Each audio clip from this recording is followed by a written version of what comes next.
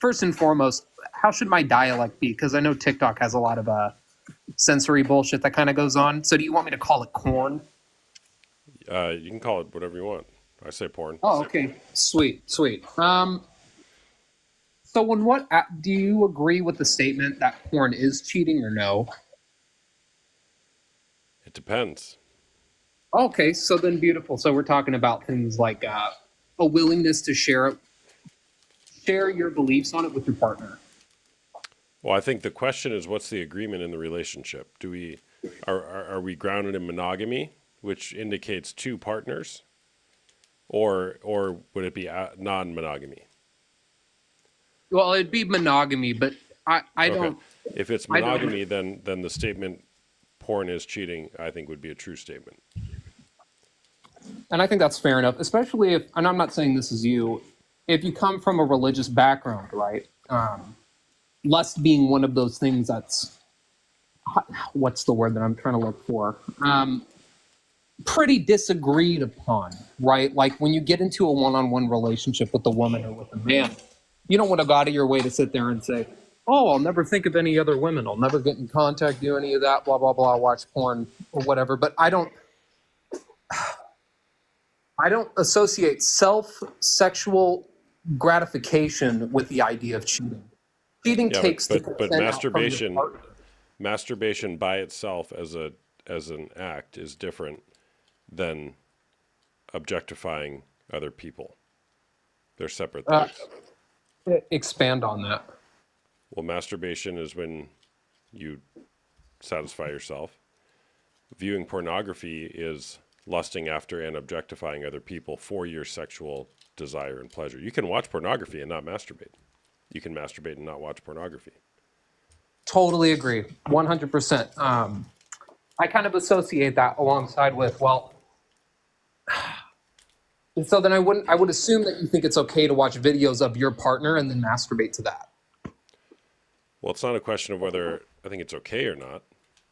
What you're saying is it okay to watch pornography that you've created of yourself, where you're the actor or actress, Yeah. right? It's still porn. You're still deviating from in-person sexual relation and intimacy. Yeah, but So, I wouldn't so associate that with cheating because cheating goes behind your partner's back. Cheating no, takes away the ability to give your partner the ability to take control of the situation or dictate whether or not they're okay with it. And I think if you've communicated with your partner effectively, right? I don't want it because at the end of the day, we're a lot of people seem to think that we're monogamous creatures, and we're not. Right? If we take God out of the equation and any religious factor, there's nothing in the universe that states, "Oh, where this one-on-one relationship is an absolute must, and it's a universal, uh, like unethical thing." So to me, that doesn't make much sense when I associate cheating with the notion of going behind your partner's back. sure.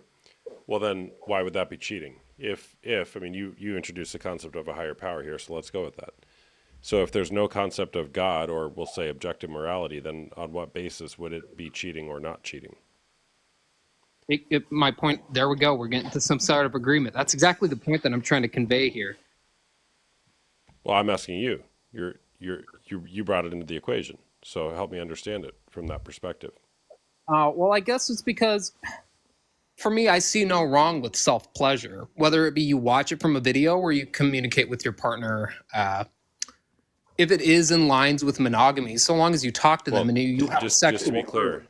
yeah. So are you talking about masturbating or watching porn while Yes, masturbating? yes, but either one. Okay. So then the question is do you think that masturbating while watching porn is engaging in the objectification of another person for your sexual pleasure? Yes. Okay. Based on what standard do you think that? Well, I think it's the sexual acts that maybe your partner's not comfortable committing with, and so watching porn could be a filler of that. That doesn't mean you have to go outside of the boundaries of monogamy, to, oh, you don't give me this gratification, so now there's this chick that's down the road and she'll do all the freaky shit I want her to. I'm not okay with that either. And to be fair, I didn't.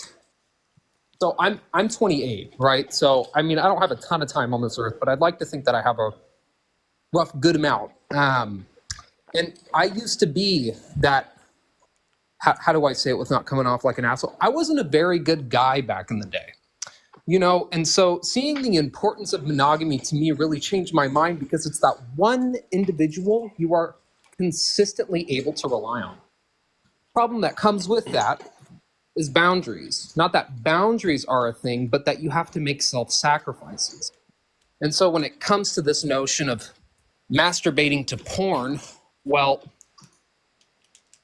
honestly, if you just communicate it with your partner, I see no issue with that. I don't think it's cheating. Like, I would never bust my girlfriend's balls because she wanted to go and masturbate, and I was gone for 2 weeks, a month, 2 months, half the year. Say I have deployment, right? And I'm out for like a year and a half somewhere. Well, she wants to get her rocks off. She has to not do that the entire time, or completely rely on her mental imagery to get satisfaction off. So to me, I wouldn't say that porn is cheating, unless you go behind your partner's back and upfront lie to them about how you don't watch porn. Okay. Well, here's a question. Here's a philosophical statement. Everything either has a price or dignity.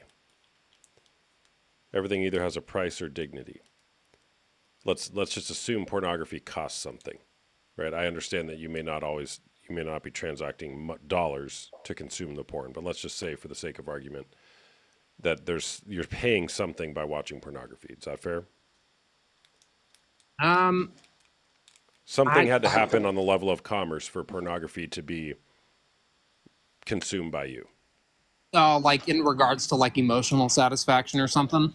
No, just like in order for it to be delivered to you, some price was paid for that person to do the thing for it to eventually get on your screen for you to consume.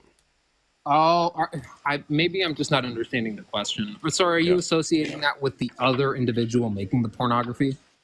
Whoever makes it, right? The quote, this comes from Immanuel Kant, that things and people either have a price or dignity, right? So a person either has a price, like you can pay for them, or they have inherent dignity and value, intrinsic value. My fucking peanut brain. No, I'm picking up what you're saying, big dog. No, Okay. no, please continue. Right? So that's when it comes to objectifying people, we're basically saying this person has a price. I can pay a price in order to consume them for my pleasure. So that's one way to look at people. Another way we can look at people is people have inherent value, dignity, and we should treat them as such. Absolutely. So which view would you assert would be the better way to view people? Well, the problem is I'm only given two choices. When I think about dignity, I think of ego. And Add a ego is third just choice then. Add a third choice. I wouldn't say it's any more than self-gratification. That doesn't come at the cost of anybody, so long as everybody's in agreement that they're comfortable. Yeah, but in your heart, you, the general you, Yeah. you're reducing them down to something that doesn't have inherent intrinsic value and dignity. And you're saying, I'm going to reduce you down to your sexual parts and just consume that for my taking No, right or now. yeah, see, I don't agree with that. I think of it in regards to I'm going to hyper fixate on this part of you as an individual, but that doesn't degrade you as a person. Well, that's exactly what pornography is. You're putting it in, you're saying the same thing in different words. That's one of the problems with pornography, is that it reduces a person down to just their sexual value and only their sexual value.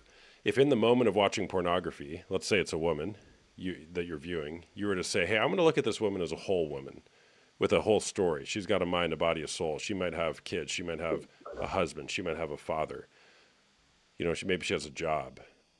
I wonder what she does. I wonder what her contribution to the world is. It would be very hard to masturbate to her if you were thinking about her as a whole person, as opposed to just parts to ejaculate to. Yeah, without a doubt. That's if you're putting in your, well, but you don't do that with everybody. And I agree that life That's the has an point. advanced value. And that's the point. So that's the question is why not treat people like that? Or strive to at least. No, I don't see anything wrong with that. I'm talking about being in an emotional state to gain like gratification.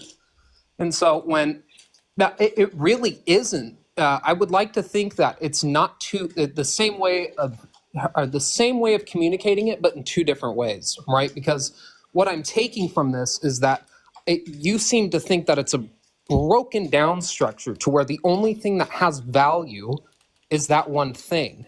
But I don't, I think that maybe in the moment, like not that they only have Well, value here's for a question. right now. We'll make it purely hypothetical. If you had a daughter, would you want her to go into pornography? Oh, that's a toughie, ain't it? Um, It's not for me. and fair enough, I completely understand. My thing is So just knee jerk reaction. If you had a daughter, would you want her to go into pornography? If you had a mom, would you want her to go into pornography?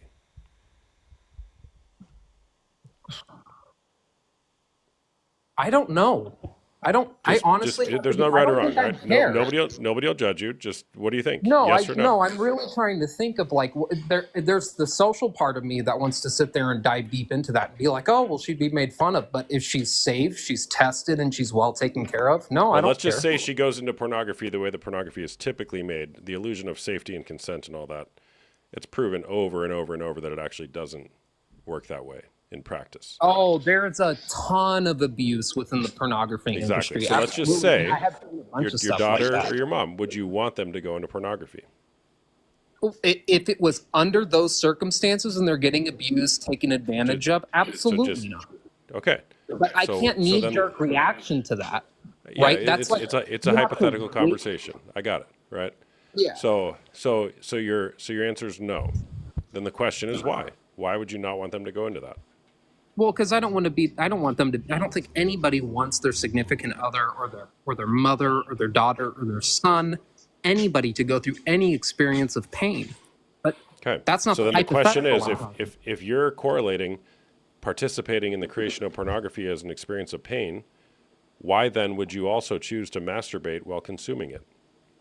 Well, because I'm not associating those two things. That's the byproduct Well, that you okay. get. Well, I'm sorry. I thought I heard you say that you wouldn't want them to go through pain. No, you did hear me correctly, but we're talking about your hypothetical. There's OnlyFans creators who don't go through pain, and they do it with their partner, and they share it, and they make a buck. They say they don't. They say they don't. I totally hear you. And have you watched me for a while? I had one on the other night. Had a great conversation No, with I you. mean I've seen you in passing on here, but hey, get away. Sorry, I got my cat fucking around at the moment.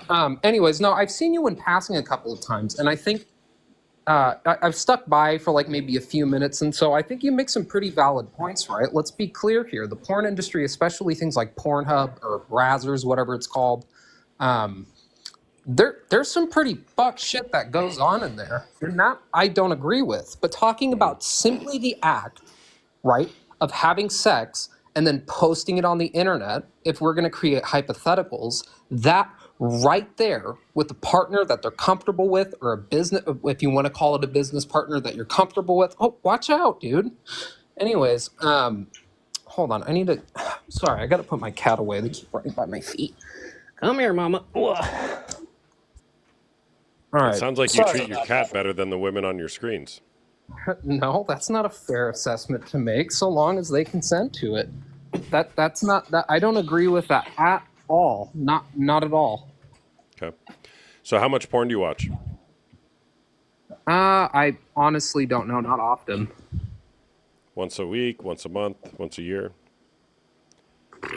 No, I can't give you a time like that. Like if how often is my girlfriend 5 out? times a week? We'll say once every month and a half. Okay. Once every month and a half. All right. And why do you do that? Sexual gratification. Okay. And does your partner is your partner aware of that? 100%. And is she okay with that? Absolutely. Is she there? And this Let's is talk to her. extensive. No, they're over at work at the moment. Okay. Got it. But I would never divulge into lying with somebody that I say I'm going to make a commitment with. All right, let's get that clear. There's absolutely no reason to sit there and bullshit with the person that you're saying, I want to be with you forever. Here's all of my stuff that you get to deal with throughout that time. And here's the way I'll provide to make this life easier for the both of us. Have you ever lied to her? Maybe through omission, right? Because the time wasn't right, but not in anything big ever. Like if I got her like gifts and shit.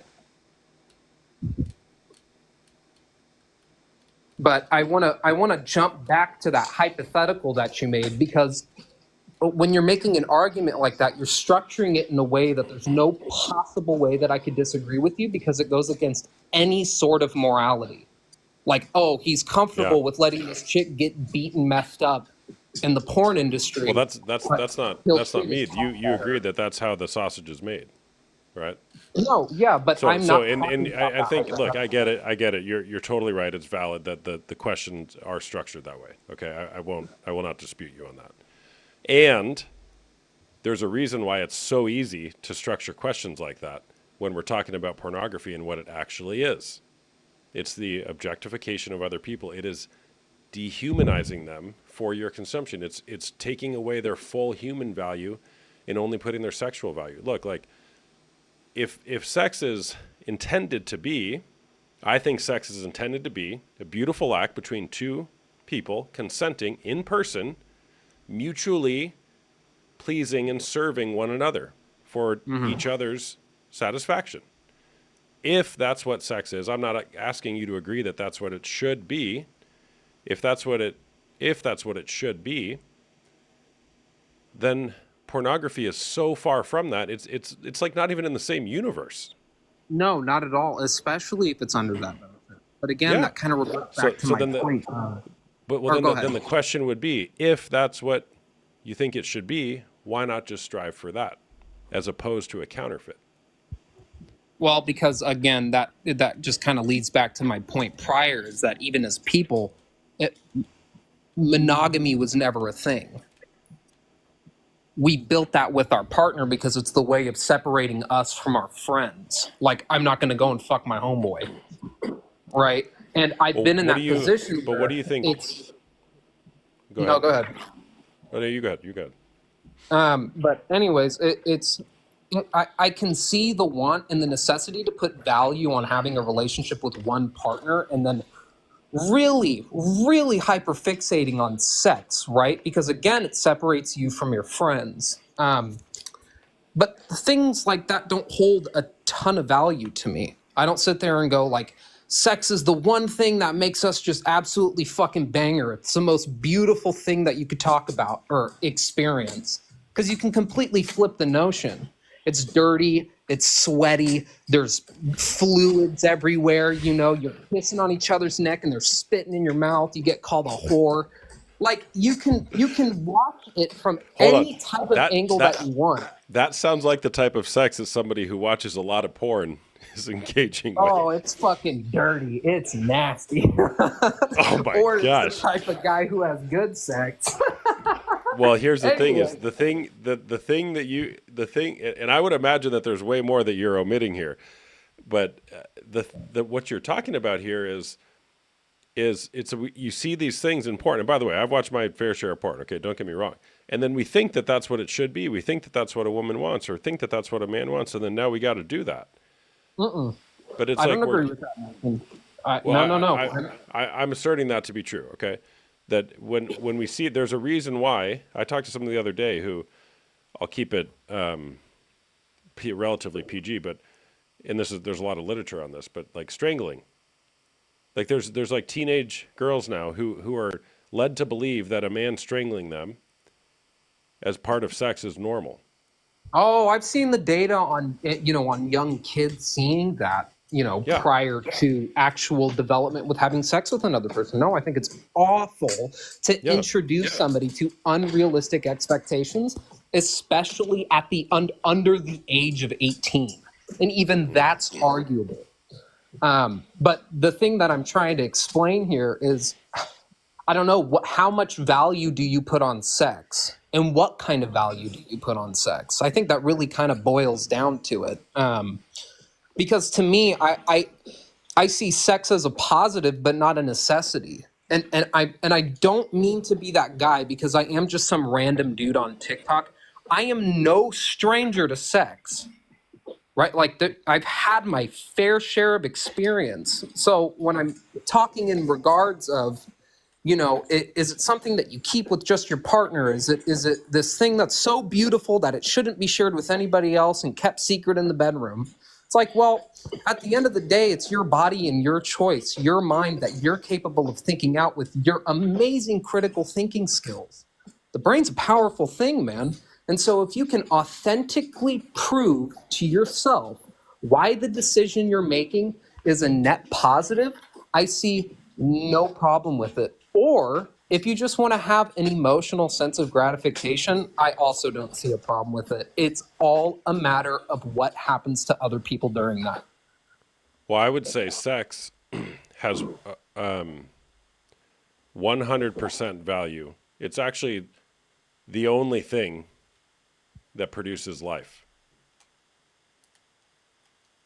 I mean, unless you go to a sperm donor, but I'm joking. I know you're going to get a little crinkle lip on me there. So how much value does sex have? Infinite?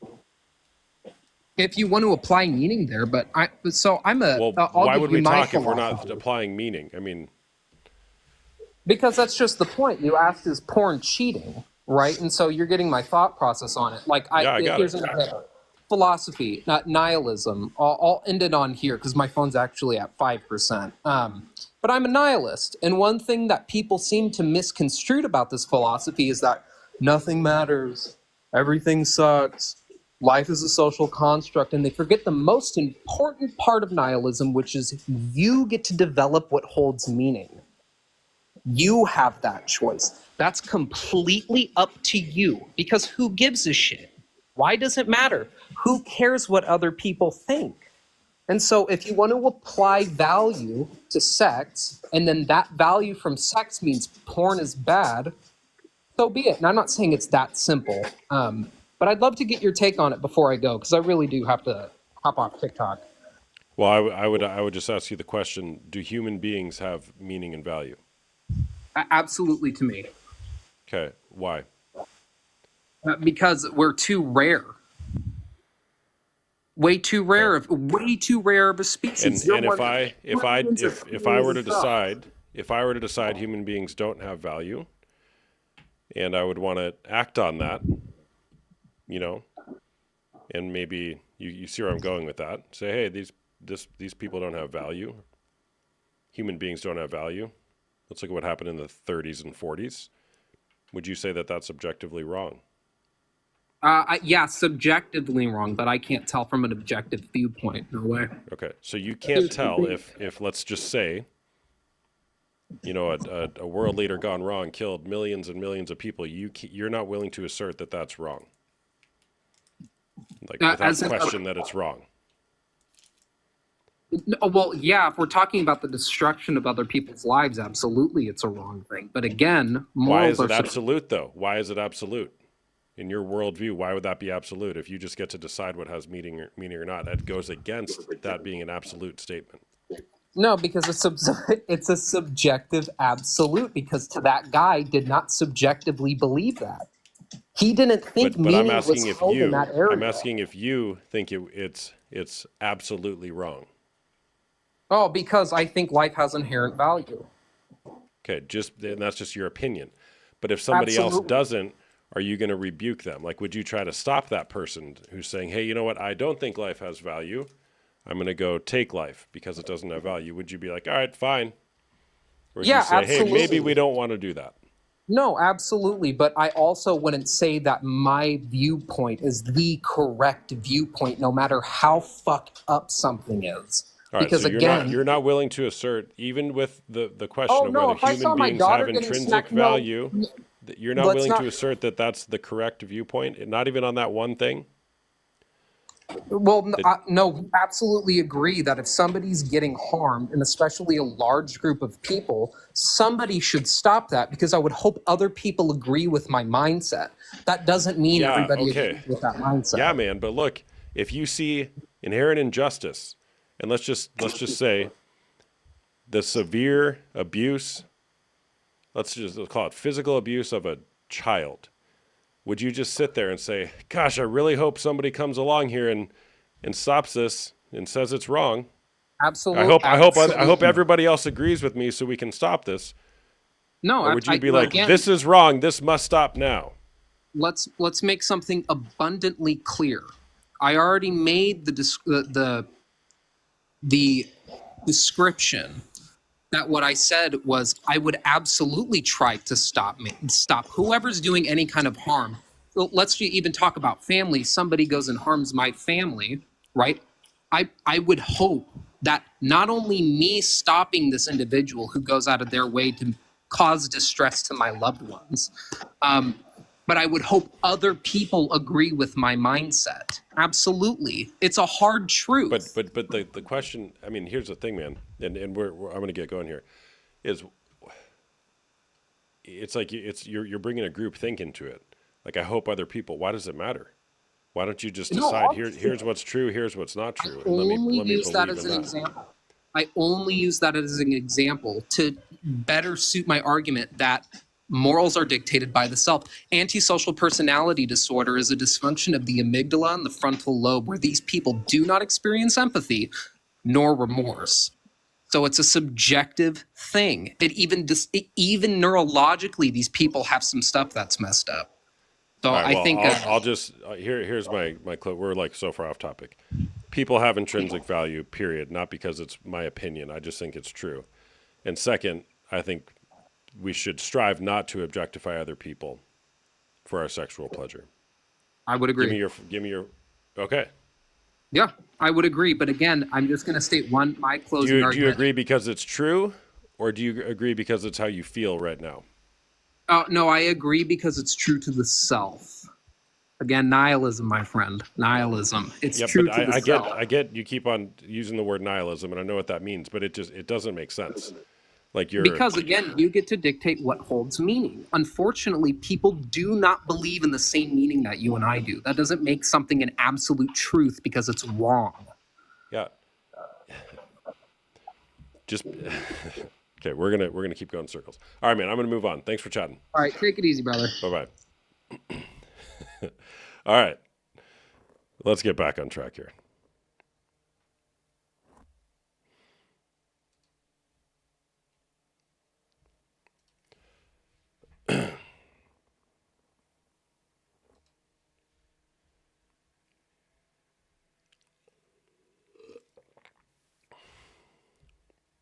Hey there, what's going on?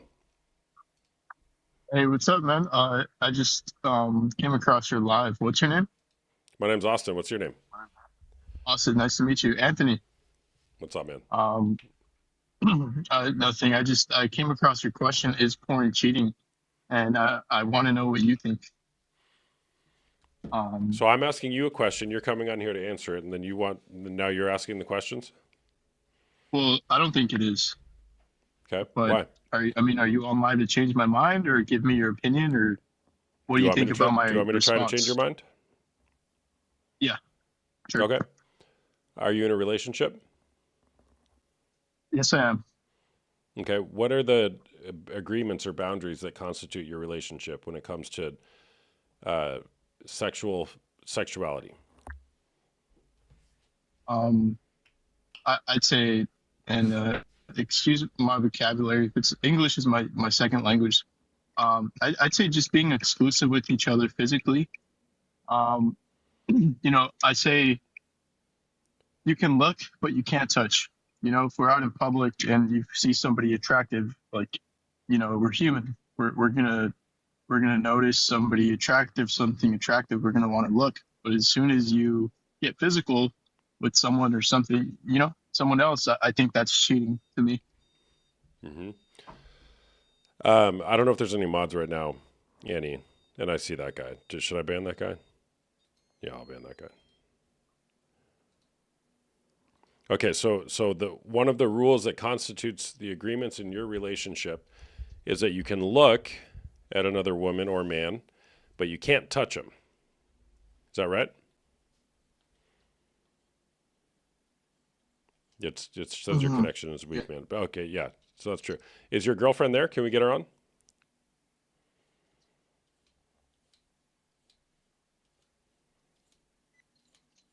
Hold on. Let me get some better reception here. One second. Okay, yeah, get some better reception. I like All where right, this is I going. can hear you. What was your question? All right, so well, I asked, is your girlfriend there? Can we get her on with you? Anthony, come on, Oh no, Wi-Fi, she's not bro. here. I'm driving. Get on the I'm Wi-Fi. driving home. She's not Wi-Fi? here right now. Okay. All right, so you can look, but you can't touch. So if your girlfriend was out and she sees a really attractive guy, and then she's like, "Hey, BRB, I'm gonna go masturbate in the bathroom Yeah. because I just saw this really hot guy," you'd be like, "All right, cool, I'll wait here." No, I'd be like, what the fuck? I'd be like, Well, why? like you She's find him looking. that She's not attractive. If you touching. find him that Why? attractive, Why? Why would you say WTF if she's looking but not touching? Why is that a problem? um, I mean, she's looking, but she's not. Maybe I should have said acting on it. Now that you say that, if she acts on it, then it's a problem. Anthony, what is Going it, to the man? bathroom I ask to you, I ask you, masturbate. I ask you one question, and now you're changing everything. One question. It's That's just a all. It's loaded all it question. took. It's I a asked you loaded. one It's a question. loaded. It's a loaded question, and I don't like it. So the fact that I don't like it, just it's you changed my mind. I changed your mind. So Great. okay, look, Austin. I love it. Yeah. So for maybe a year, I had a problem with my girlfriend looking, right? I got insecure. I'd be like, hey, why are you looking at that guy? I had a problem with it, but I Hmm. went to therapy. I saw a psychiatrist, and over time, I realized that looking is, everybody does it. Everybody's gonna look. Okay, but now if you act on it, if you go to the bathroom and masturbate, or if you get his number, if he approaches you and you give in, then it's a problem.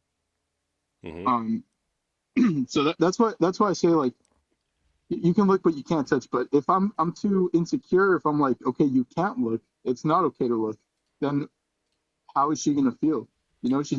I think she's gonna feel like she's in a cage, or Yeah. Well, okay. Here's the question. Um, or there's a saying: you can't help the first look, but you can help the second look. Or you can't help the first thought, but you can help the second thought. So if she's walking around and she sees somebody who she may think is attractive or fits her arousal template, same for you, same for me. See somebody, oh wow, that's an attractive person. It's a beautiful person. Let's just stop that thought right there. Because I'm with my wife, or I'm with my girlfriend, or my boyfriend, or my husband, and I'm committed to them. And it would not be honoring of my partner to let those thoughts go rampant, yeah, I agree. right? I agree. Yeah. All Mhm. right. It took 3 minutes, man. We changed your mind. I wonder what other things we could change your mind about. So if that's like, so you can look but you can't touch, that's in public, in person. So porn, where does that draw the line with porn? So is porn okay? Is Well, I don't think if it is. you're, yeah, I guess we'd have to conclude that porn's not okay because that would be looking. The question is what are you wanting your relationship to be about? Do you want it just to be about you and your partner mutually honoring each other?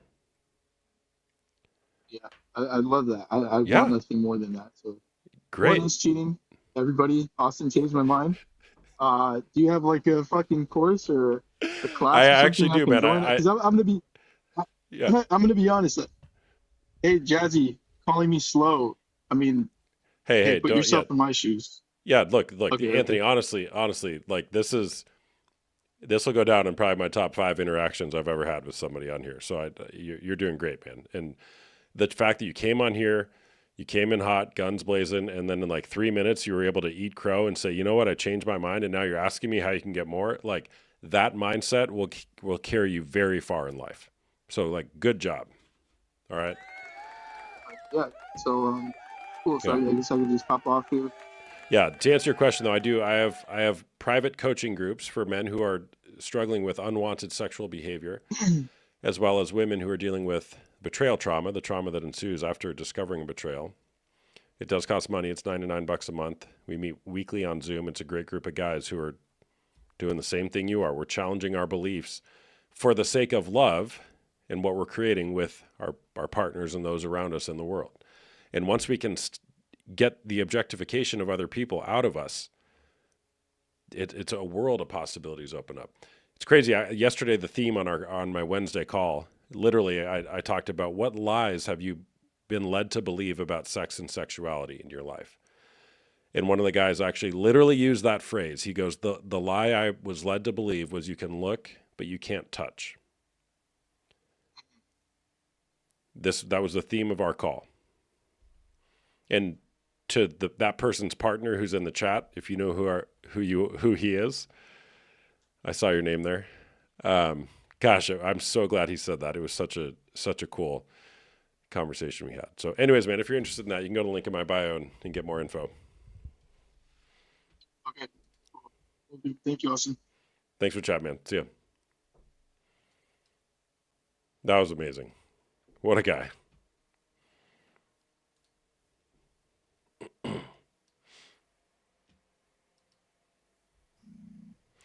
Hey there, what's going on? Hello. Hello, Valerie. Valerie, are you there?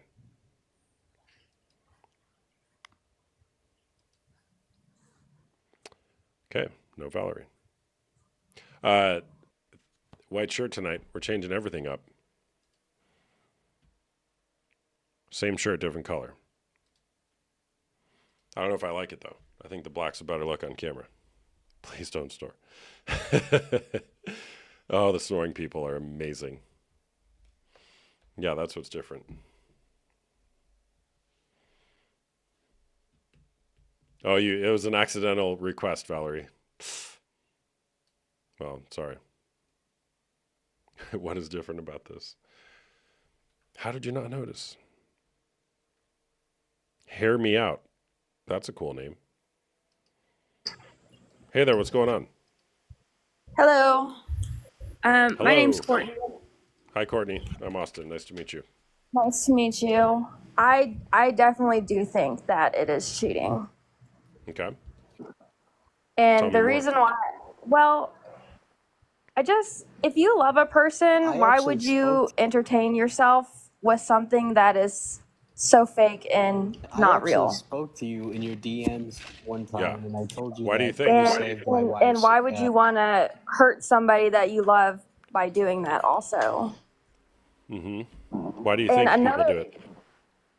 You know, I don't want to speak for other people. I'm sure people have, maybe they're lonely, maybe they're unsatisfied in their relationship. I'm not sure. I couldn't speak for other people necessarily. Okay. But one thing that I do know, so for some of my training for continuing education with my job is we have to do 8 hours every 2 years of continuing education, and half of my segments, they include human and sex trafficking. I don't know if I can say that, trafficking. And so in my belief, what I know to be true is that a lot of times these videos could be of trafficked individuals also. Mm-hmm. And that's really sad to me that people want to entertain that. Yeah, well, I don't think that they want to. I think a lot of people are unaware of that oftentimes that's how it's made and that's what they're watching. But yes, Yeah. I agree. I mean, Yeah, once it's you sad. actually know the ins and outs of it, it's like, ooh, how did I mean, even, I used to watch porn. It's like, gosh, I wish I knew this stuff back then. Yeah, a lot of it, because it's almost like taboo, people don't talk about it. So I guess I'm assuming that's what you do. And so it's good because people do need education on what it really is. But even deeper than that, I think it's spiritual also. Like, I don't know. I don't want to say the wrong words, but to me, I feel it's demonic to me. Mm-hmm. So, and you're like inviting, like by watching it, I feel like you're inviting other temptations into your life also. It's from the devil. Yep, The devil's I playground. agree. It is. It is, and you don't want to give him a foothold anywhere in your life, and that's a big one. Yeah. All right. Well, thanks for sharing. What do you study? Where you were learning about that? Oh, I own a salon, and so in the beauty industry, we learn a lot about it because people will come in and like, let's just, for example, somebody could bring somebody in to alter their look, and they teach you to learn for like body language or signs that you could show it, but it goes into so much further depth because it's 4 hours of the continuing education every 2 years. You're relearning about this, and it goes into really our continuing education is on trafficking and sanitation. So that's how I learn it. Yeah. Yeah. What a that's it's not it's It's it's very just wild. sad, but The it's things the you get continuing ed on. Yeah. Yeah, exactly. It So is. basically, you get continuing ed on signs to look for people who might end up in your chair, and then you can spot things. Correct. And also, a lot of the times, if you like in nail salons, you see this a lot in nail salons. It's very big that people will be brought over here and they have to work out of their slavery, really. Yeah. In the meantime, because they can't afford to be here, whoever brought them here is paying for their food, housing, whatever. So it's a continually like never-ending cycle for them. Mm-hmm. So you see that a lot in nail salons and also in massage therapy. I'm talking more like chain, not like privately owned. Yeah. Yeah. I got you. Mm-hmm. Yeah. Well, thanks for sharing. It's interesting. Yes, thanks for having me. Yeah, it's great that you're educating people. Yeah. All right. Take care. You too. Bye bye.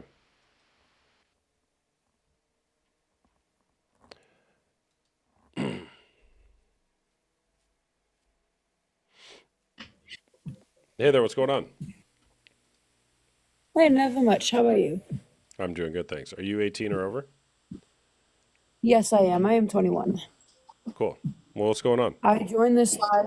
Well, I joined the live because I saw your question is porn cheating, and I feel very strongly on that. As a matter of fact, it's personally something that I've been going through with my current spouse.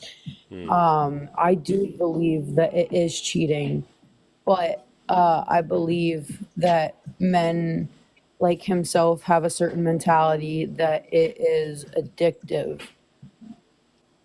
to watch porn. I personally don't understand that. That's something that You there? You cut off.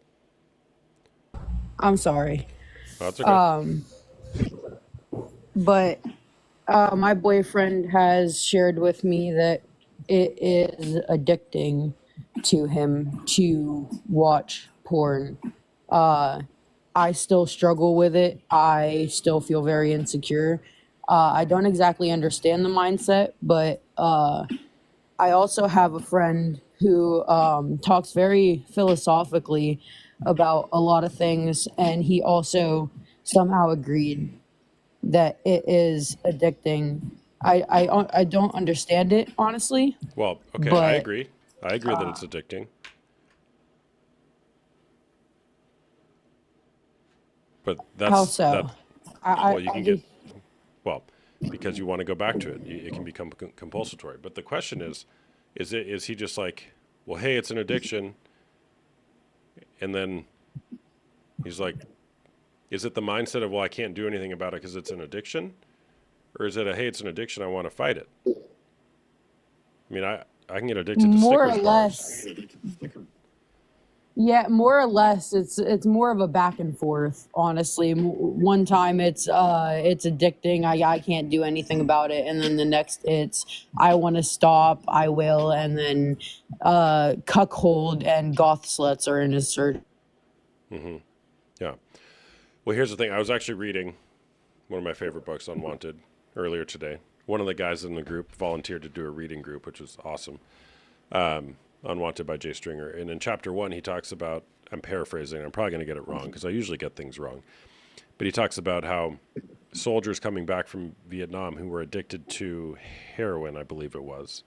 Somebody studied this. They were addicted to heroin in Vietnam, and then they got home and they stopped the heroin. They just stopped. And it's like, well, maybe the heroin wasn't the thing that was causing the addiction. It was their environment. You bring them out of war, you put them back in the country, and now they're not using heroin anymore. The opposite of addiction is not sobriety, it's connection with other people. So you take someone out of that situation, put them somewhere else, and the problem seemed to resolve itself. I'm not suggesting that it's that easy. What I'm suggesting is, all right, if it's an addiction, if he's calling it that, is it something that he wants to work on? Right. I do completely get that. I do. Yeah. So he can stand behind that. Oh, it's an addiction. And the question is, are you going to accept that or not?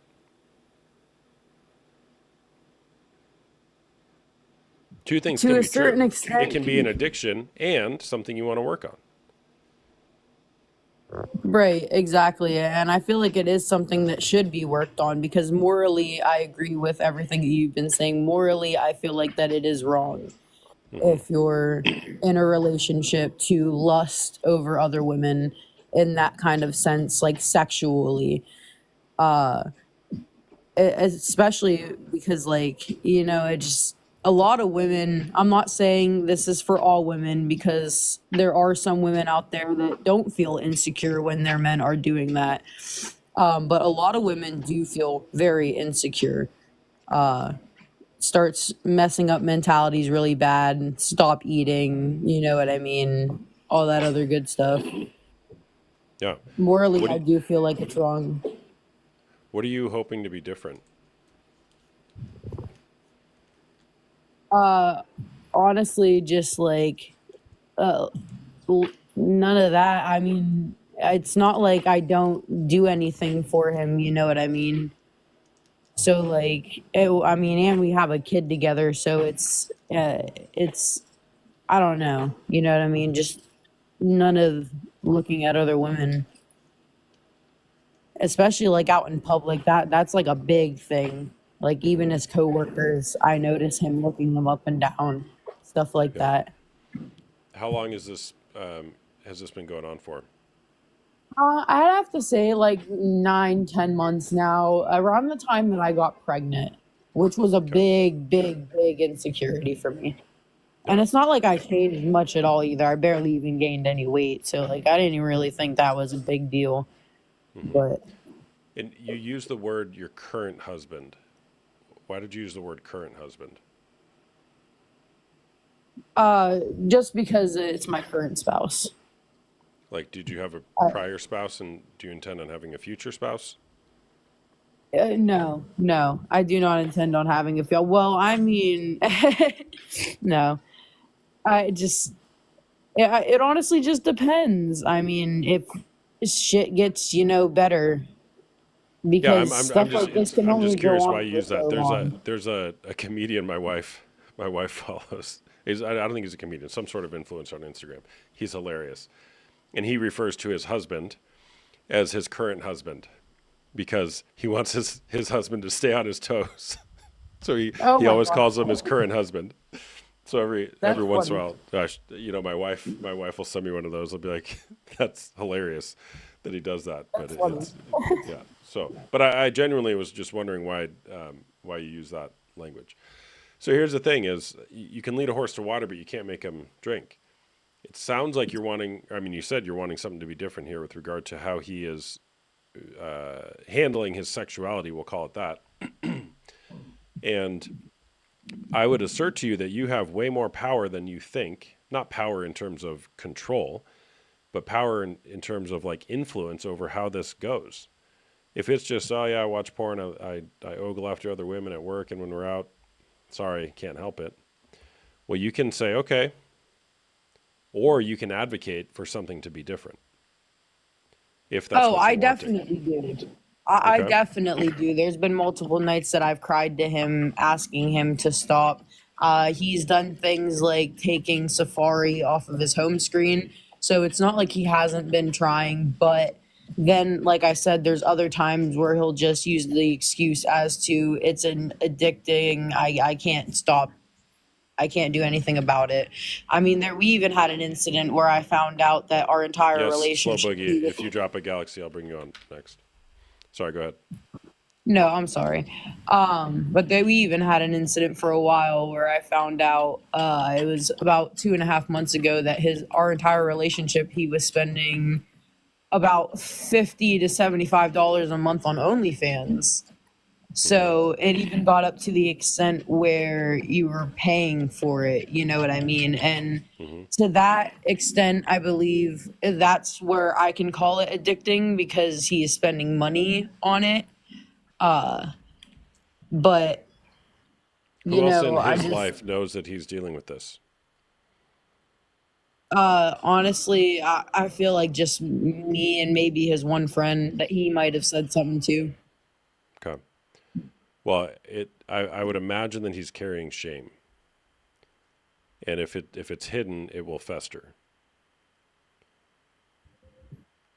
I'm not Okay. suggesting you need to go tell people about it. I guess you just did to 200 of your new closest friends on TikTok. But deleting Safari is going to do literally nothing.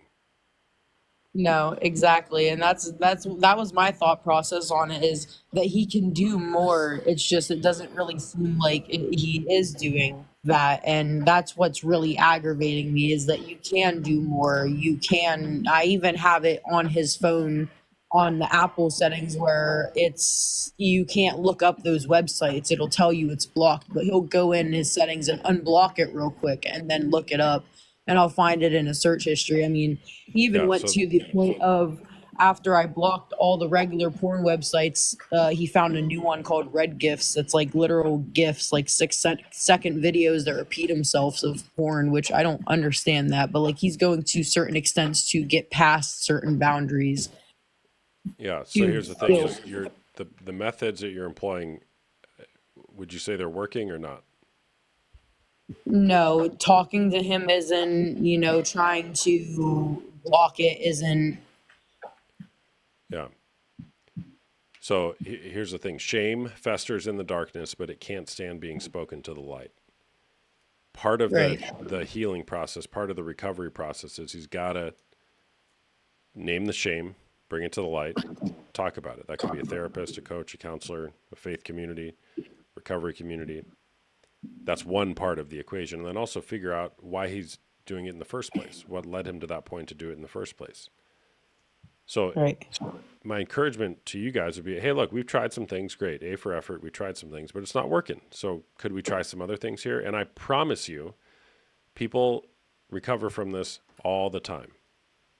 I had a 20-year issue with porn.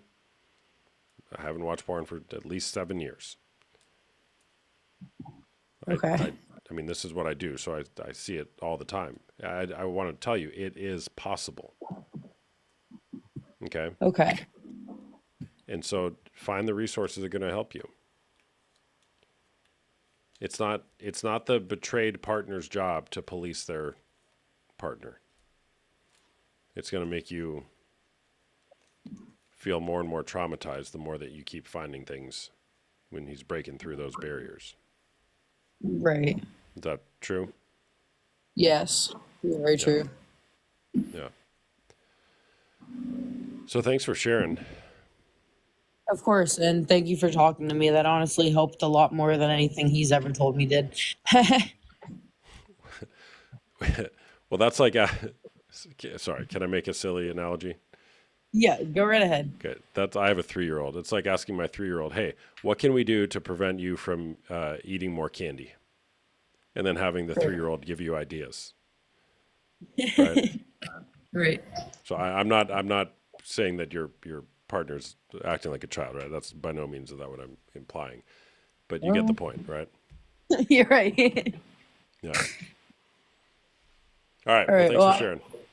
of course. You have a great night. All right. You too. Bye-bye.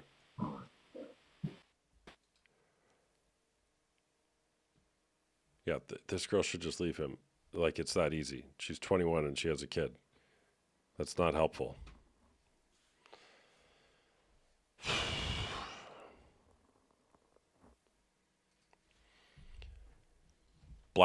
Oh, hold on. Who gave me the galaxy? Did you leave? Slow Boogie? Are you here still? You gave me a galaxy and then you left? Oh, well, thanks.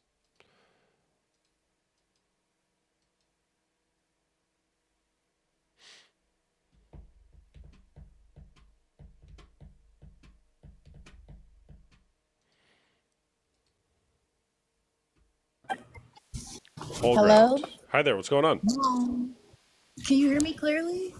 I can clearly hear you. Yes. All right, cool.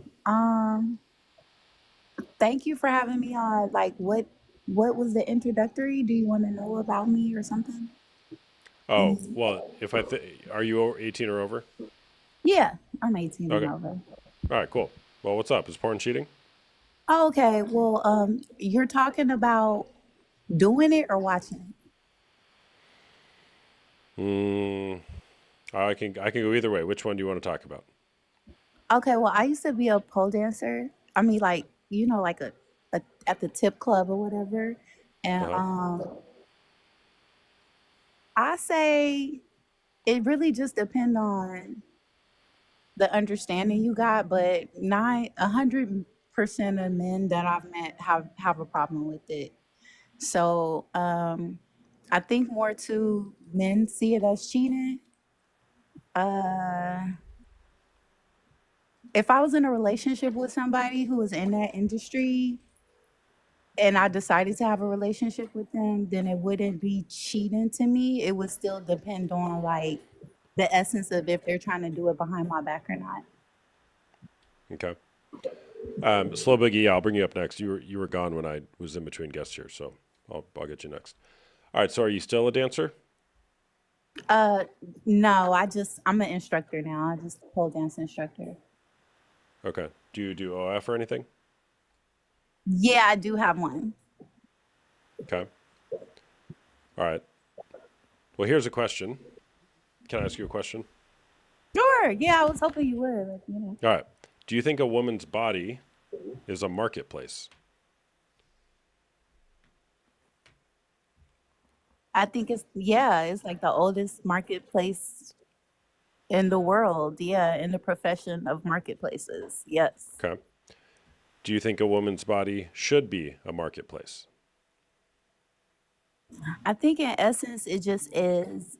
It's a and when you say marketplace, like I'm something to not so much use as barter because for me it's not what you do, but like in the essence and like how you do it. But yeah, that's an aspect of things, like a woman's body being something that can be utilized to receive something else. And what I like about it is like it's better than currency as far as like universal use. You almost can get anything out of it. So it really just depends on the dynamic of the person who's in a relationship with that woman and like what they're giving to get that and their moral compass around it. Other than that, it's like, yeah, it's based off the people. So for Okay. me, it's like I said, is as long as I have an understanding with that person and they're not deceitfully doing it behind my back and we have agreements and arrangements and understandings and comprehensions, it's not cheating. The Okay. moment it's deceptive, then it's cheating. Okay. I got that. We can get there, but I just want to kind of establish where you come at this from. When I Okay. say marketplace, it's like a buffet. Like we just kind of go down a buffet line. We're like, I want this from this person. I'll pay this for that. I'll pay this. Like, do you think that that's how women's bodies should be transacted with regard to sex?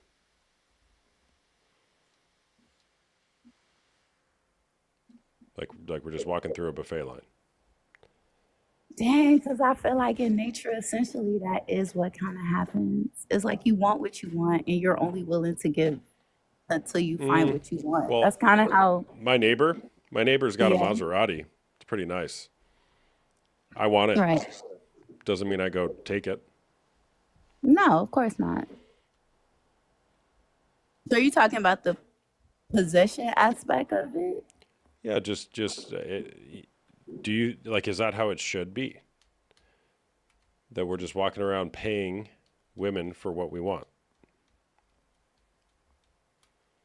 No, like if you're talking about through monetary currency, no. Okay. So as a dancer, then how do you reconcile that? How do I reconcile? Can you rephrase the question?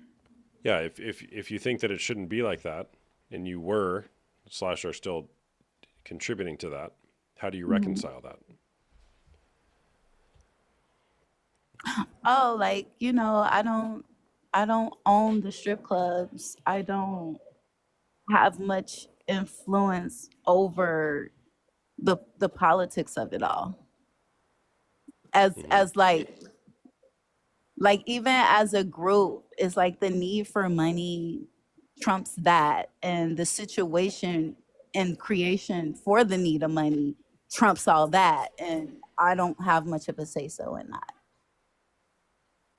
When did That you is like the decide that? circumstances I am in. Yeah. When did you decide that you don't have a say in your circumstances? I don't think I ever decided like really, if you follow my social media, like I run my mouth all the time and it's done nothing. It's I've made stances myself and it's done nothing. So yeah, I don't know that that's something that I decided as kind of like something that I continuously experience every day. So when I see something different, like the script will change. But so far, that like yeah, it's a losing battle. When when did you get into dancing? How old were you? 34. Well, no, I've started pole dancing at 34. I think I stepped into a tip club like at 36. I'm 44 now. Okay. What did you do So before these were that? all adult decisions, like, Yeah. Yeah. Okay. Um. All right. Where else do you want to go from here?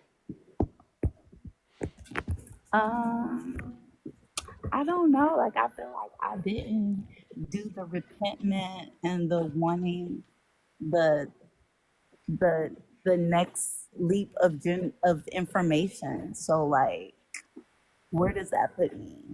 What do you mean next leap of information for what? I don't know. Like it seemed like a few people before you, like they wanted to know if you had like a course on that, and he seemed to kind of repent on his mindset, and Hmm. I guess it's kind of sounding like I'm pretty stuck in my ways. Oh, well, I he asked to have a debate, and he asked me to try to change his mind, and it Oh, only took me okay, one okay. question. Do you want me to try to change your mind? I'm just kind of learning about you. Do you want me to try to change your mind? I mean, like from a guy's perspective, you could just answer a question for me. Okay. Yeah, like what's my chances like meeting somebody who's gonna go with that mind frame? Probably not, like slim to none, right? I think for men it's like considered cheating because just even me dancing was like a problem. Well, what are the chances of you meeting somebody who what? I guess would accept that as my past. Oh, what are the chances of you meeting a Or guy like because who? I have an OF now too, so it's like, Yeah, I got that. do you think like from a male perspective and being in, I guess, the field you're in where you talk to many men and women on that subject matter? Do you think it's like, yeah, you gotta leave that lifestyle alone in order for a relationship to like flourish? Well, that question is about infinity levels above my pay grade to Oh, answer. okay, okay, okay, Okay. okay, okay. That's like me asking, before I revealed to my wife that I was cheating on her and had a porn addiction for 20 years, that's like me asking somebody, hey, what are the odds she stays with me when I go tell her that I've been having an affair? Right? By Nobody can watching answer that something? question. Oh, by watching porn as well as physical cheating. Oh, You okay, can't okay. answer that question. She Right, she did right, stay right. with me, and we're still married, and our marriage is beautiful now. But the question you're asking is what are the odds of somebody accepting you for who you are? I like to say, Yeah. regardless of your past. Like my wife doesn't accept me now in spite of my past. She accepts me because of my past, because it makes me who I am, my whole story, the good and the bad. I I would know. assert to you, I can't put a percentage on it, but I would say that it's possible that there's somebody out there who would say, I love this woman because of who she is and where she's been and what she's gone through and who she is today. It's sounding like I just need to accept myself more. Maybe that's a part of it. All right, then. I messes with you. I'm gonna follow and I'm gonna listen to more of your lives. Absolutely. Thank you for Yep. having me up. All right. Thanks for sharing. All right. Who's the person that gave me Galaxy? Slow Boogie?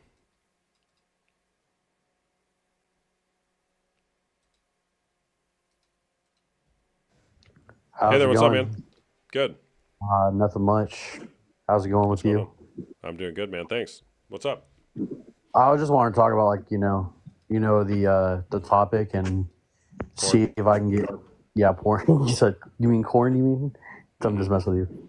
TikTok might ban us. Nannered. I'm just making a joke, but That wouldn't do be I over think my it's head. All right. do What's I up? think it's cheating? I'd say for the most part I do think it's cheating. Like if you're in a marriage or a relationship, I definitely do. Only Hey, because I hey, hold think on. I gotta pee, and you gave me a Galaxy, so I want to give you my attention. So, can you give me a minute so I can not be yes, sir. distracted? Thanks.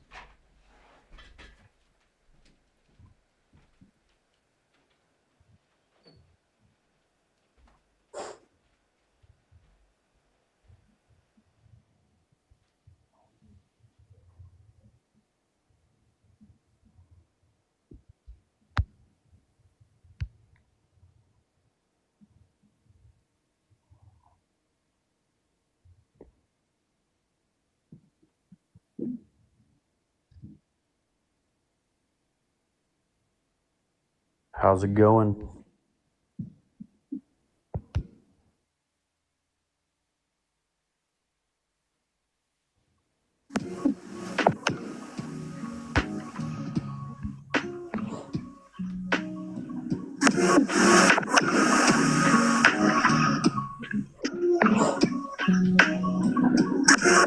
All right, what's up, man?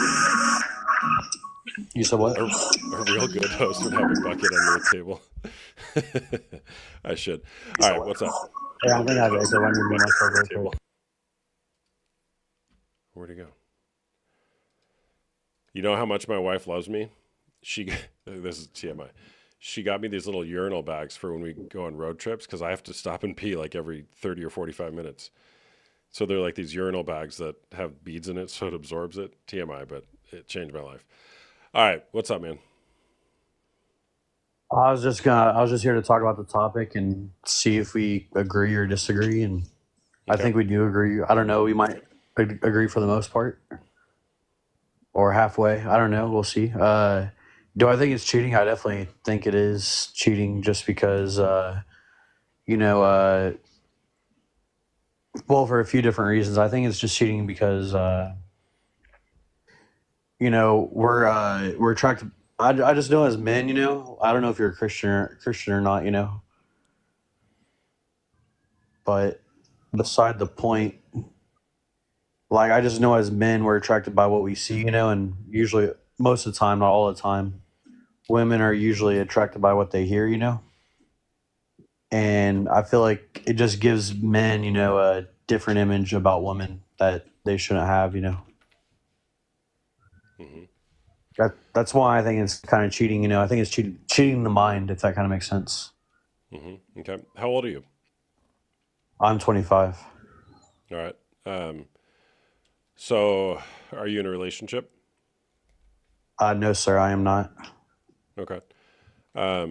So what do you, how do you think that relationships should function, or rather what's like the most ideal way for a relationship to function under what you said? You're talking about like without corn or just like in Yeah. general? However, I Like, mean, if you're making the assertion it's cheating, which I agree, by the way. So I want to know, like, how do you think a relationship should function? Like, how should both people treat and view each other? I'd say I'd say communication is probably like one of the biggest factors, you know. Hmm. And in just a relationship, you know, I'm a single dude, so it's kind of hard for me to talk on this topic, you know, because I haven't had a girlfriend in a long time, you know. But I'm also trying to get my stuff together, you know, before I get married and have a family. You know, that's my goal, you know. And but I'd say probably communication. If I had to, you know, I just know a lot of people don't communicate nowadays, you know, and I feel like that's the biggest problem with marriages nowadays, from my view. But I might not be 100% correct. That Yeah. or sex. Hmm. Yeah. Yeah. So communication is certainly foundational. And with regard to sex and intimacy, yeah, absolutely. And that's why I think a lot of people kind of get misguided with regard to pornography, is because they're not willing to have the conversations that they're wanting to actually have, whether it's with sex or something else, some underlying desire. So communication is like everything. What's up, Mary? I also believe that, you know, like, I don't know. I feel like, you know, I'm not saying I'm perfect. I've made mistakes. You know, I'm a sinner, you know. Like, you know, not saying I'm the most perfect person, you know, but I have been doing my best to change, you know, and, you know, become a better man. But I definitely think that corn, I don't want to say it because I don't know if I'm going to get nannered, but I definitely think corn, you know, is very, I've seen it damage a lot of relationships, you know, and especially my older people that I know, you know what I mean? Even in Hmm. women too, sometimes, sadly. Hmm. I don't think it's just men, you know, people will blame it all on men, but women are addicted to it as much as men are, you know. Wouldn't say as much, but there's some women that are. Hmm. Yeah, I know. So what else, man? Uh, what is what is I'm trying to think of some more questions I could ask. Do you are you like a counselor for this type of stuff, or? Yeah, so I'm a coach. I do one-on-one coaching as well as group coaching, both for men who are dealing with unwanted sexual behavior like pornography or sex addiction, and women dealing with betrayal trauma. And so I agree with you, man. It depends on the agreement in the relationship. If we've agreed to a standard of monogamy where we're committed to only one another, you know, then if we deviate from that using somebody on a screen or otherwise, that goes against the agreement and therefore is cheating. So I like to kind of frame the question, you know, like, what are you striving for in the relationship? You're What are talking you like what am striving I for? gonna? Oh. Yeah, What am I gonna? not you specifically, the general you, right? You know, and so I think you are looking at it like that. I mean, really, what I'm hearing from you is I want to be a good partner to a future spouse. I'm assuming you want Oh to get yeah. married. Yeah. Now, also, don't get lost in that, because, you know, you're not perfect, like you said. You're a sinner, and you're never going to be perfect. So people can get lost in that, in making perfection the goal, which is not possible. You know. So, but having that awareness is very helpful, especially kind of at your age and where you're at in life. Oh yeah. Yeah. A lot of people my age, man, there it's pretty crazy. Like, I know a lot of people that are, you know, mental health isn't good, you know, and I feel like corn is to blame for guys my age, I know. that or drugs, sadly. Yeah. Yeah. Did you ever watch porn? So, yeah, I have when I was younger. Yeah. And when did you stop? When I was like 21. Okay. And how's that been for you? Like not watching porn for 4 years? It's been very interesting. I had a girlfriend for a little bit, so it might be TMI that I'm saying this, but like I had her, like I didn't really want to be, or you know what I mean? I didn't really want to be. I kind of had this view in my head, like man, if I find like another girl attractive, I'm kind of like in the wrong, like a little bit, like to a certain degree. It's kind of like weird to explain, but I just thought it was like, man, this is kind of cheating, like there is like a lot of temptation, out there in this world, especially as a man, like, you can, it's all around us, it's kind of sad to say, but you go to the gym or you go to work or, like depends on the environment you're in, like different places you go, like it can be kind of crazy, like a lot of, I know this might seem crazy, but I know a lot of single women that will like love to sabotage marriages, or relationships. Yeah. And might be like a little off topic, but I've seen it, Are you reading the comments? I'm just curious. I have, yeah. Okay. All right. What compelled you to give a Galaxy and come on here? I just want to see what you thought of, corn and see like what your views were. Mm-hmm. Because I think it's a really big problem in the U.S., in other places too. Yeah. Yeah, for sure. Yeah, man. Well, look, you stay on that path. You got a lot working for you, and that'll carry you to some good places, Oh yeah, gotta. Every time I think about doing it, I pray, which is like might seem like a little like weird for some people, but I pray and pray about it, Mm-hmm. Yeah. Yeah. But Well, thanks for sharing, man. yes sir. Yeah. All right, man. Take care. You too. All right. Bye-bye.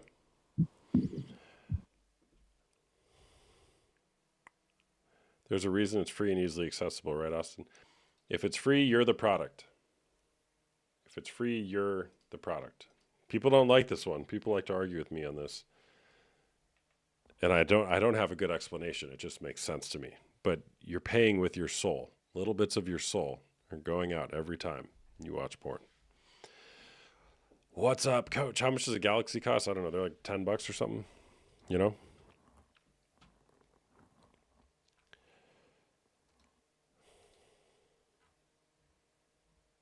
All right, who's next? Where's California Mayor? We haven't heard from you in a while. I saw you here. Should I do a multi-guest panel? I'm going to bring on Strayed Bear because your profile picture is interesting. Trees. It's like, is it spooky or is it pretty? Can't tell.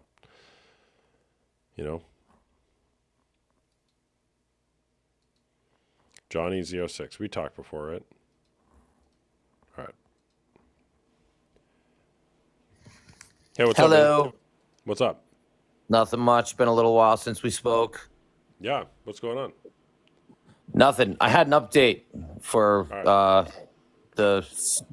I know you don't remember. You're talking to a lot of people. You got a lot going on. So I'll give me the cliff notes. Give me the cliff notes, and I'll remember you.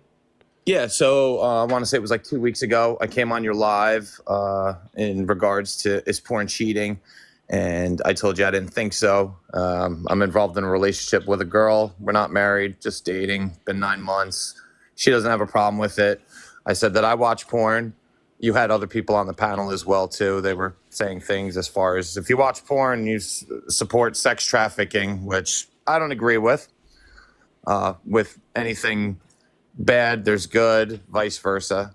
But you had said to me, I had told you that, occasionally I watch porn anywhere from once to twice per week. and you had said, depending on how you view it, maybe I should stop doing that to see how it would change in my life. Well, it's been just about a week and a half, maybe even 2 weeks, and I haven't watched any porn. Nothing has changed for me.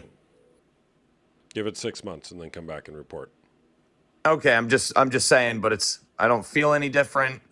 My mental health, my emotions, everything's the same. I mean, I'm a very driven individual and I'm a workaholic. I do have other sources and aspects of my life. I spend a lot of time at work and, like I said, doing things, but nothing has affected me. My relationship's still the same. I still sleep the same. It's been a week and a half. It's been 10 days effectively. Yeah, Given week your and a half, 2 masturbation weeks. schedule, that means you've skipped out on 2 masturbations.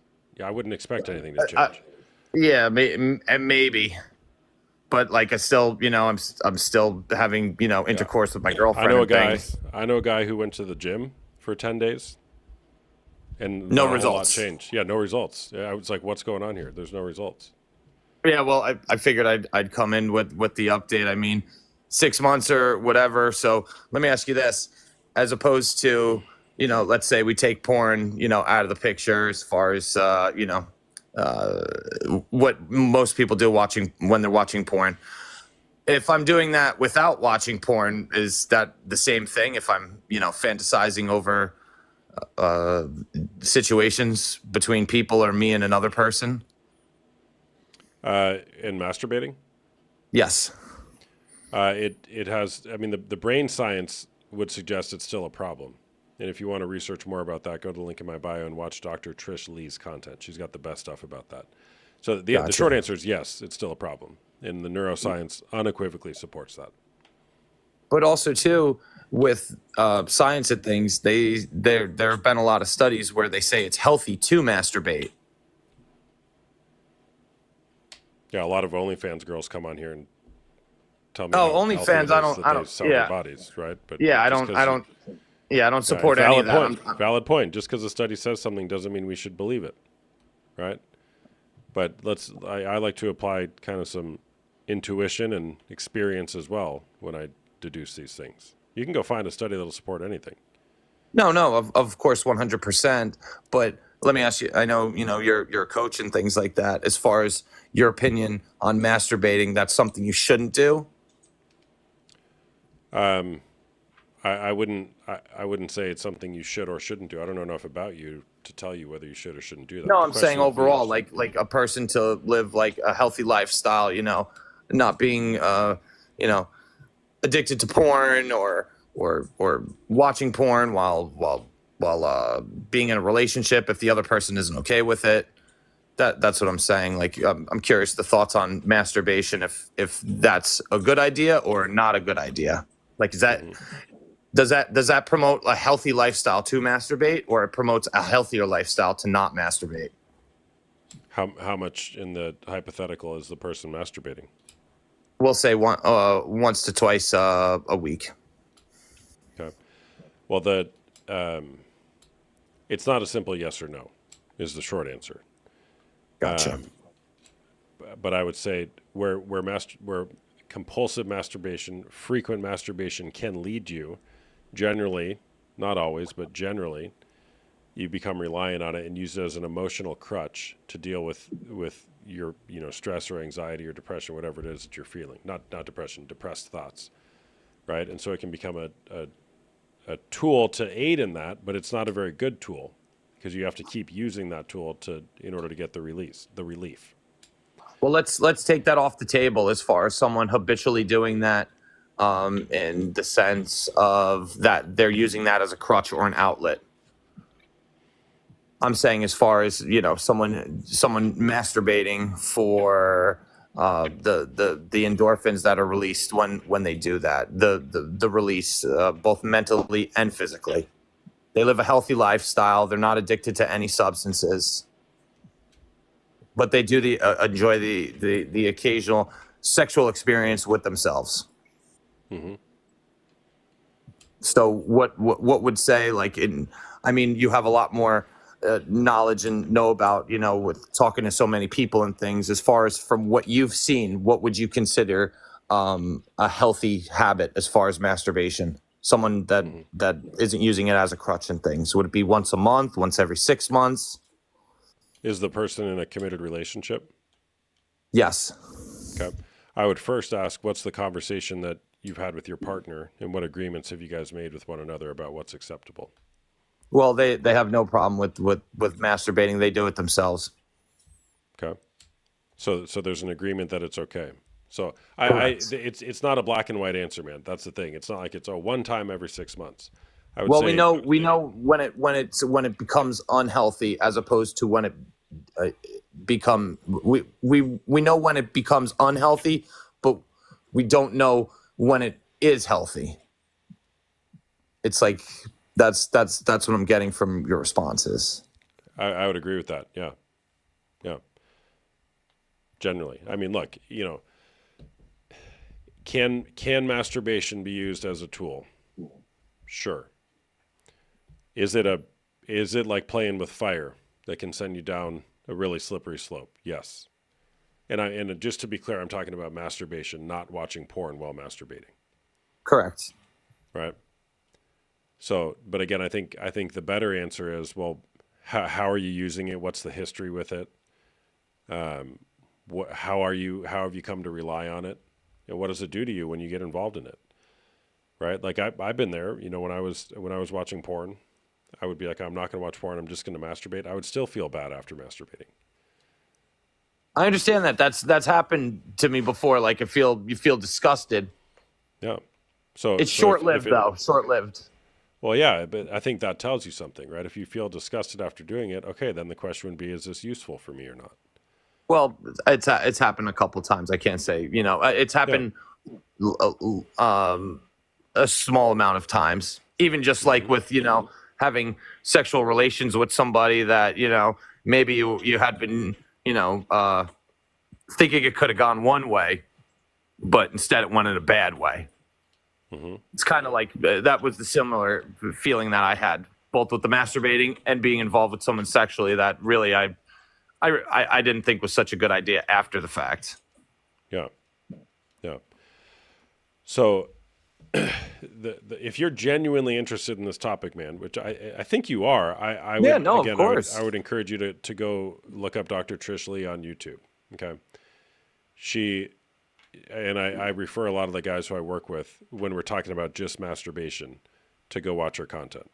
She goes into all the detail, all the neuroscience on it. And I mean, spoiler alert, the short answer is it's generally better to avoid it than to partake in it. Okay. Yeah, no, I like to learn all sorts of things. I mean, me, like I said, I'm a driven individual. Like I choose to do whatever I want. I mean, I like to challenge myself and, of course, broaden my horizons. Every day I try to be a better person. Mm-hmm. Yeah. Yeah, but I think that's, you know, doing whatever you want whenever you want it. That's like the definition of addiction. Is I'm just gonna, and I'm not putting you in this category. No. We're speaking freely here. I understand. Yeah. So it's like that's kind of what addiction is I'm going to give into every selfish desire I have whenever I want to. Right. Well, that's like a loss of control. That's like a weak-minded individual because you're allowing something to have control over you. Yeah. And so that's where, I mean, I know you came back here. You're like, hey, it's been 10 days or whatever. All right, great. Good start. Come back in 6 months and let's see where that has taken you. I've never worked with a guy. And again, I'm working with guys I understand. who want to stop watching porn. So you got to take that with a grain of salt. But I've never worked with a guy who like comes back and they regret the fact that they stopped watching porn. Over a period of time, they're always like, there's like everything is better in life now. Well, I mean, you could apply that to pretty much anything, like not just watching porn. I know, you know, from my experience, what I've seen with a lot of guys is there's always underlying issues. That's why they're watching so much porn. They're doing so much masturbating. They're abusing alcohol.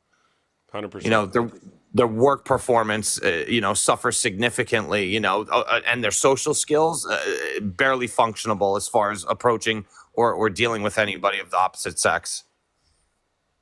Yeah, porn it's not a porn and sex issue. It's a how. Gosh, just butchered my own line. Porn and sex That's addiction is okay. not a porn and sex problem. It's a how you deal with life problem. Yeah, So exactly. I agree. Exactly. It's what's beneath that's causing you to go to porn. Porn's a quick fix. It gives you a nice dopamine hit. You feel good momentarily. And then usually you feel worse afterwards. So the question is, would there be a better tool or a better way to manage your feelings, your stresses, your emotions, instead of masturbating?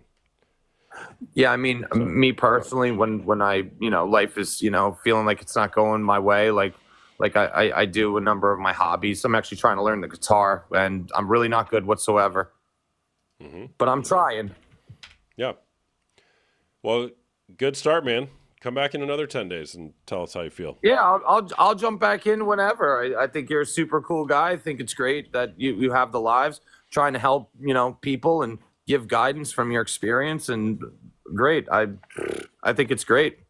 Thanks, If you can help one person, we'll say one a week, you're doing great.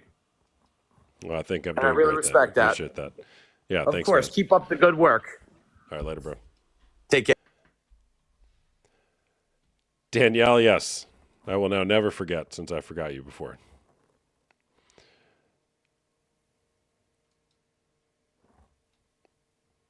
Should I do? Okay, did I say I'm going to do a panel?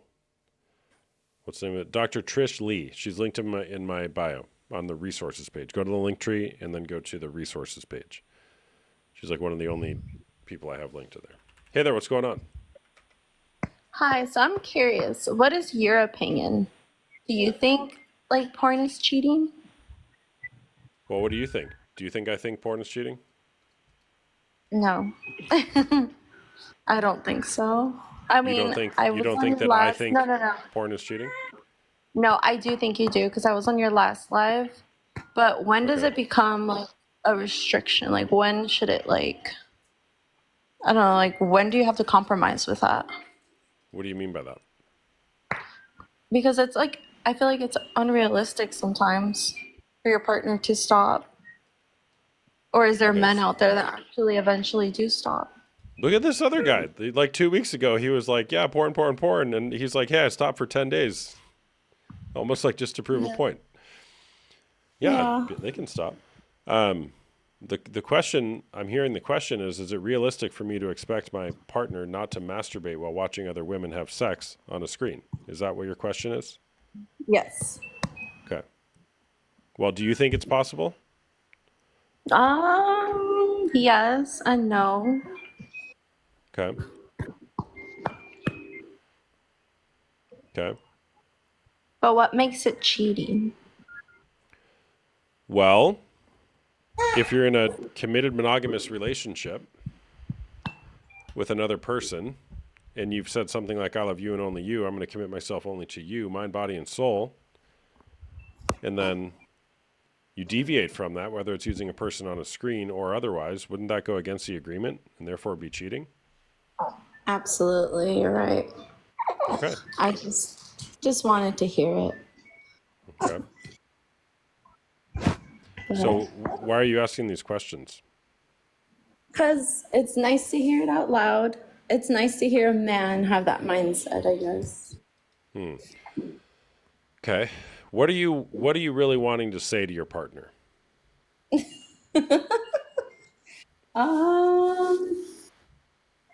The father of your baby? Do I hear a baby? Yeah. Is it a boy or a girl? It's a boy.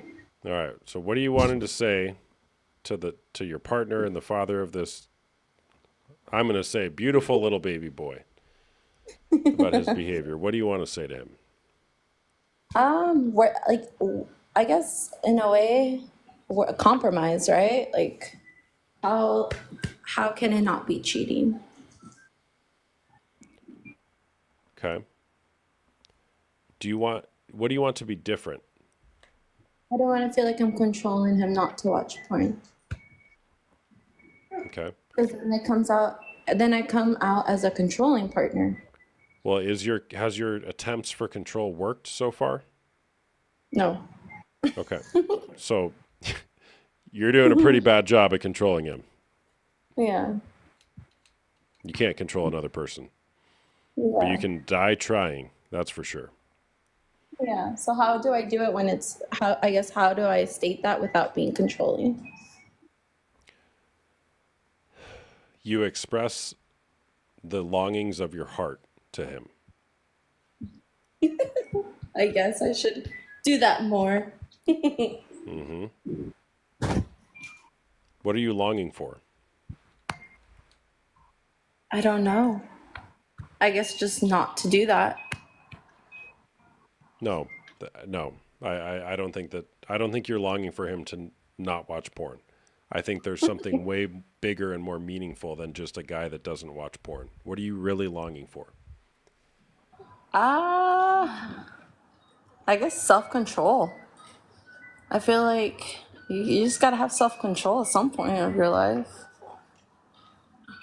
Mm-hmm. What about his attitudes towards you and how he cares for you and how he provides safety for you? He's a good person. Just this porn I didn't thing. say he's not. I think it's just the porn thing.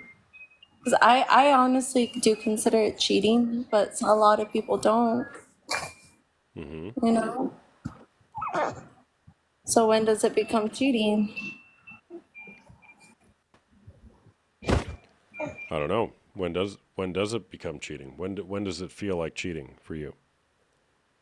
When it's behind your back, right? Mm-hmm. When you have to hide it. Mm-hmm.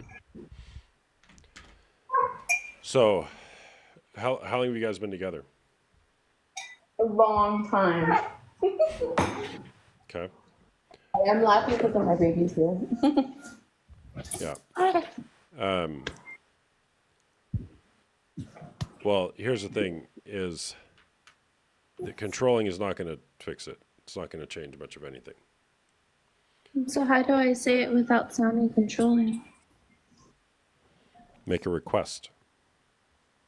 Have you ever requested, like, hello, partner, will you please stop watching porn? Yes. Okay. Respectfully. And what does he say? Angrily. He says, okay, I won't do it. Okay. And then does he do it again? Yeah. Okay. And then what does the follow-up conversation look like? Hey man, you said you weren't going to do it. You agreed to this and you did. What happened? Well, nothing really. We're just now in this limbo of like, where should we save the relationship or not? Because there's this distrust. Mm-hmm. Do you trust him? Sometimes. Mm-hmm. Does he want to stop watching porn? If he said he's not going to and not honored that commitment multiple times, like if you were to just ask him, hey, do you really want to stop? What would he say? I think he would. You think he I would think say he wants to stop? I think so, yeah. Okay. This last time he like noticed how much it hurts. So I feel like he would. Gosh, that was a genuine question, Hassan, but you spammed it a million times, so now I blocked you. So he wants to stop. All right. The methods that you guys have employed haven't worked. So what else is possible? I don't know. That's what I'm asking. How can it become not cheating? It can't. You're wanting it to become not cheating, and then you'll feel better? I mean, you could decide. Yeah, you could actually decide, hey, you know what? I'm just going to accept this. You can do that. Yeah. That's possible, but is that what you really want? No. Yeah. So then, I mean, look, there's tons of resources out there for you, for him,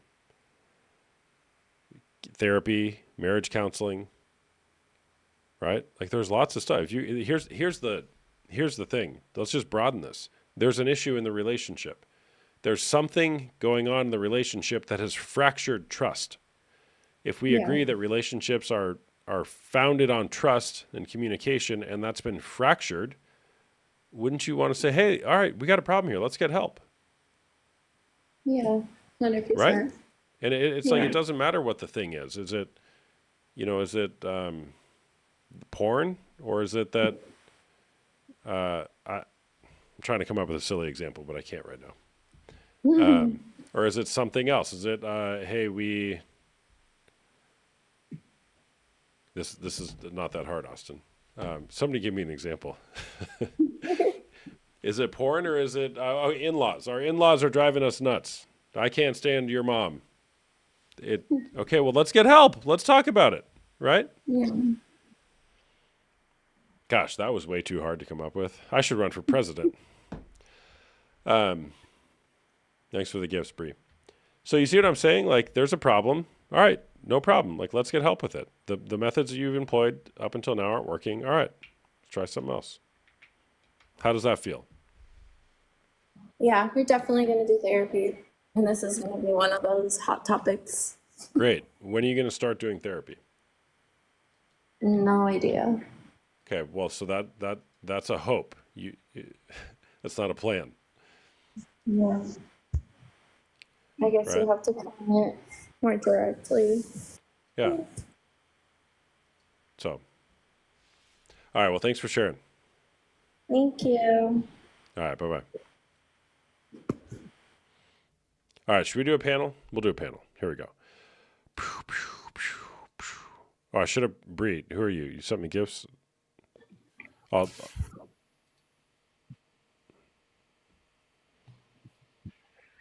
Hello. hey there, what's going on?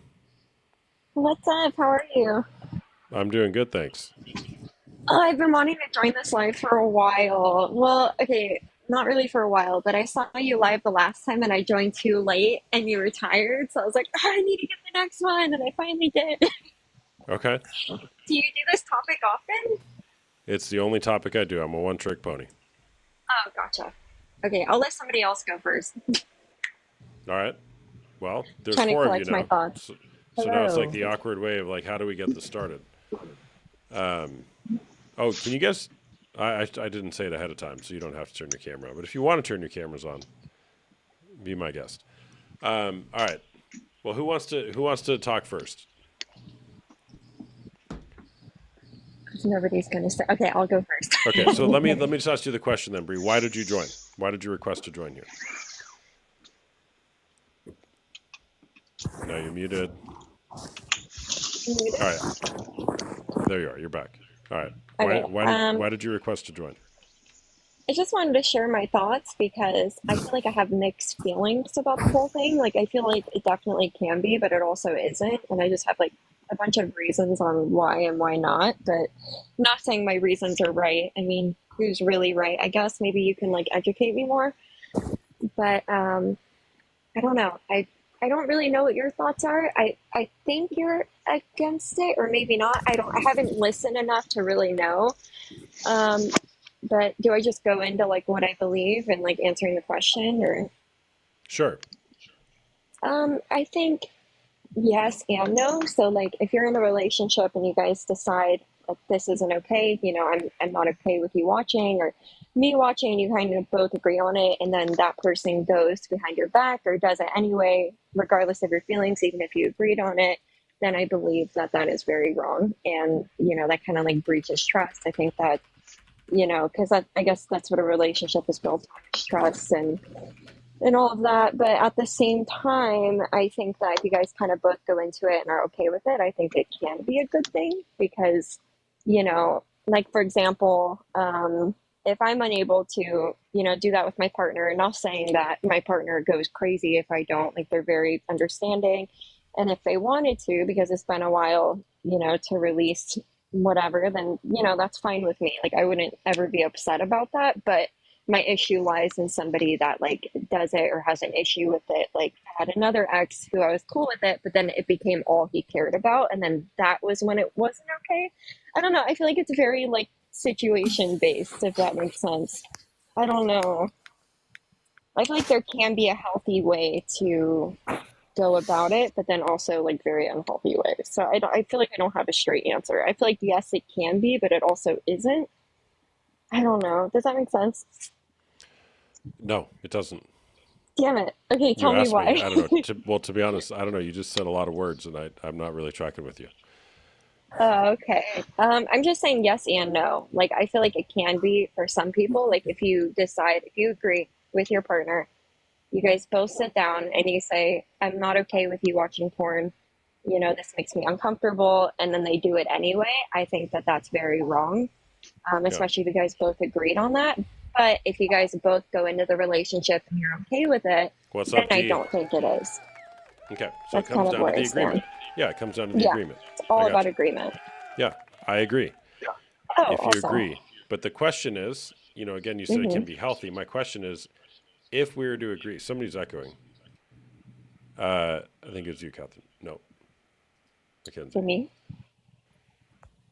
I just muted everybody else. If we think that engaging in watching pornography is objectifying other people, the question would be, what amount of objectifying other people is healthy? And then at what point does it become Right. unhealthy?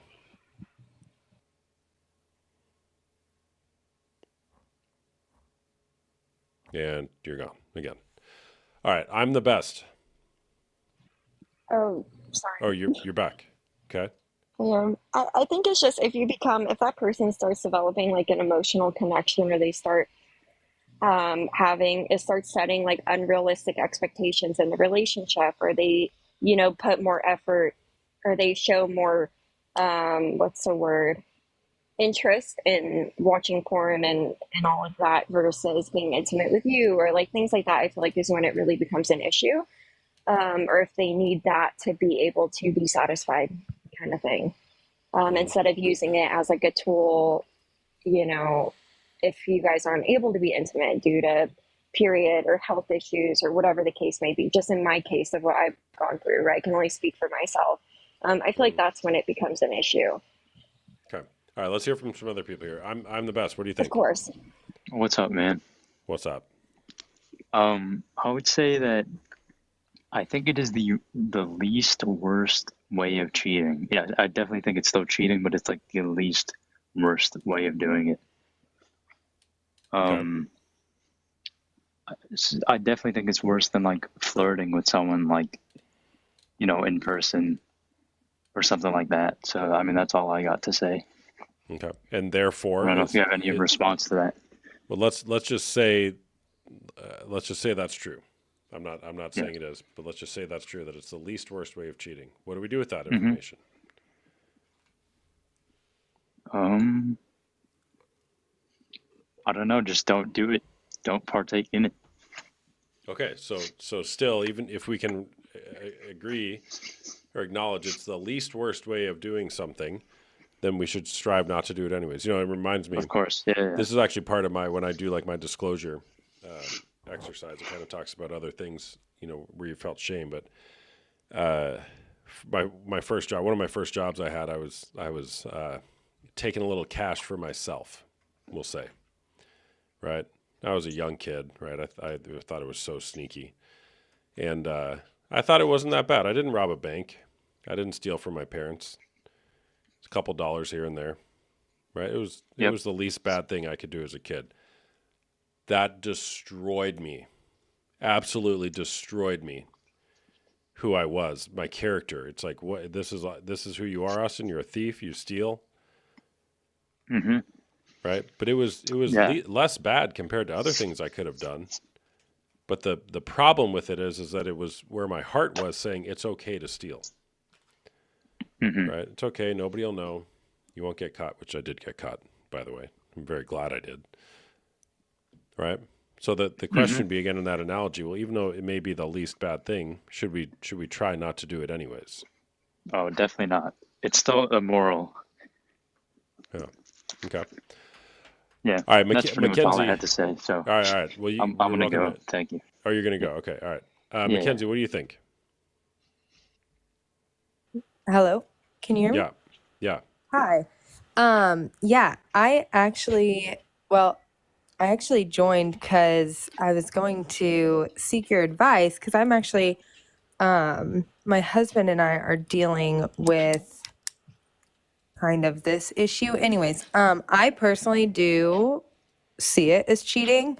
Um, like the last person said, I actually disagree with what the last person said completely. I think it's, at least in the situation that I'm in, I don't think any cheating is right. Obviously, I'll start there. But for somebody to deliberately continue doing something after your partner, whether you're dating or married or whatever, but especially in a marriage, at least in my eyes, after your spouse has come to you and said, like, hey, this is something that hurts me, please stop doing it, and they just like continue to do it, I 100% think that that is more harmful, more detrimental, worse than if my husband, and again, God forbid this happen, I don't think this is right either, but if my husband was like on a business trip and got super drunk and just like had this Tripped and fell on another lustful, woman. yeah, exactly, yes, exactly. Because I think that, I don't Happens know, all and the time again, to like these I poor said, I guys on their didn't, business trips. right, yeah, and I don't know, like I said, I didn't even mean to end up on a panel. I was more so requesting to join, kind of like the last girl did, just looking for advice. But that's something that him and I have run into multiple times. Yeah. Okay. All right. Hang out here, Mackenzie. I want to hear from Catherine, and then we'll Yeah, have a go for discussion. it. Go for it. Catherine, you there? Hello, Catherine. I got to figure out a way to make these panels smoother. I think what I'm going to do is I'll bring up people and then give you each person like a minute to introduce, and then we'll agree on what we want to talk about. Catherine, you there? Yeah, I'm here. Okay, what do you think? So I wanted to hop on the last girl, Elizabeth. It really sat with me because I have been in a relationship where I guess maybe it started off as I accepted them watching porn once in a while until I realized it was a much deeper issue on their end. And I constantly forgave and forgave and forgave until I realized it affected our daily life, our daily, the way we did things. I would take the kids and he would stay home and do these things behind my back.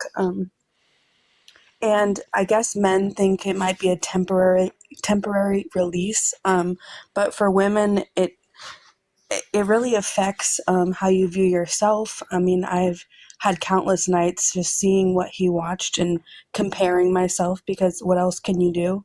I guess it's just really hard on a person, and eventually the problem became so big that I had to leave. I mean, I constantly forgave, and I was told there would be help, there would be counseling, and it just never came. So I really felt for the last woman that was on here. Yeah. Yeah, so and you actually did leave? Yes, I did leave. And did you have kids? After years, I did leave. Yes. Yeah. Damn. How was that? I mean, I So can imagine, but like, tell me about your experience. That's a better question. So I guess I was kind of open. So when I had the conversation, because I've watched in the past, not often, but I thought, as long as we're open with each other and we have communication between each other and it's not hidden, that maybe I'd be okay with it. It constantly was hidden from me, and I guess it affected his mood, just kind of everything. I don't know how to explain it. The relationship got really rocky. I constantly forgave. My last straw, actually, I was completely humiliated. He had live streamed on a porn website, and that video was screen recorded and sent to my family and his family through Facebook Messenger because he did not pay. So I have literally been ripped apart. So I wasn't going to hop on here, but when I heard the last lady talking about how she just wished her husband, the father of her child, would stop, I just thought, for years I begged and I begged for someone to listen to me, and I couldn't find a way to, explain to him how badly it affected me. Yeah. Well, actions speak louder than words, and your actions communicated that. Unfortunately, it had to get to that point, right? And, good job for doing that. And, I mean, it's terrible. You had to go through that, but you didn't know what else to do. And so you took some agency for yourself. Like, good job making that tough decision and saying enough is I enough. can see that. Yeah. How long has it I been? had so much more to say, and now all my thoughts are gone. I mean, I've been listening to this, and I think that I hear the men come on here and they speak from their point of view, how, you feel shame and you feel these temporary things, but how it affects your partner, I feel is much worse. Um, I, Yeah. I can't explain how badly my self-esteem was when I left that relationship, and it may just seem like porn, but I don't know. I don't know Well, how to put it. it's not just porn. It's destroying the foundation of what you thought the relationship was. Yes. And eventually it just got worse and worse. It was played off to be something minor, and and then eventually I was told it was a porn addiction that started at a young age, and that was constantly the excuse. It's an addiction. I can't help myself, so I had to help myself and excuse myself from the situation. But Yeah. yeah, Well, the thing is, I believe that, people, we'll say men, they don't just start watching porn or cheating one day because they think it's fun or a good idea, right? Something happened to where it's like, that it seems like a good idea. Many kids, most kids are exposed to pornography by the age of 13. And if you watch pornography, no kid should watch that. Nobody should watch that, I would assert. But I certainly yeah, don't think kids should watch porn. And it literally grooves your brain into thinking certain things are normal or acceptable, or we should be doing certain things that we see in the porn. And so, I mean, two things can be true. Obviously, there's what it does to the person who's been betrayed. And, just imagine the kid who fell into that and maybe wasn't protected at home, or however he was introduced to it, or maybe there's abuse involved, and there's a lot of shame that's carried with that as well. So both sides of it it's just nobody wins, in my opinion. yes, absolutely. And I think that's why I stuck around so long, is thinking I could help, because I do see the damage it does to him and the relationships around him, and struggling with addiction problems, not just porn. So I do get that point of it, that side of it Yeah. as well. All right, we'll stay and hang out. What's my name? What do you want to say? So me and my partner have been together for 14 years, and like we had our ups and downs, and like it was a struggle in our relationship. But after, like, my point is that, like, after communication and like trying to talk with each other about like how we can make each other comfortable in a situation, we've learned how to understand each other and even like learn each other more sexually through pornography. So Okay. I mean, I understand what you're saying. Like I understand it's very toxic for some people, but I also believe that it can be helpful when you're trying to reconnect with your partner after a long time, especially when like we're both on the same level and same Well, understanding. would And you believe me if I told you there's other resources for figuring out how to get on the same page sexually that don't involve objectifying another person?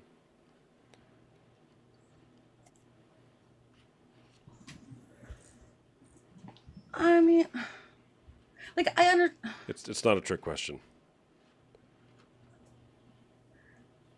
like I understand there is, but Okay. like, So, but like and I we finally got one of these books that I talk about all the time. What Turns You On? A Guide to Living Your Best Sex Life. I don't even think I could read this book on TikTok because of how explicit it gets. What turns you on physically? Literally. Kissing. Talks about all different types of kissing, where you can kiss, giving, receiving the kissing. Do you like to be touched? If yes, why? If no, why not? If yes, what kind of touch do you like? Soft, rough, tender, firm. Where do you like to be touched? Do you like to be pinched? What parts do you like to be pinched? Do you like to be rubbed? I can't read some of these words, or you get where I'm going with this.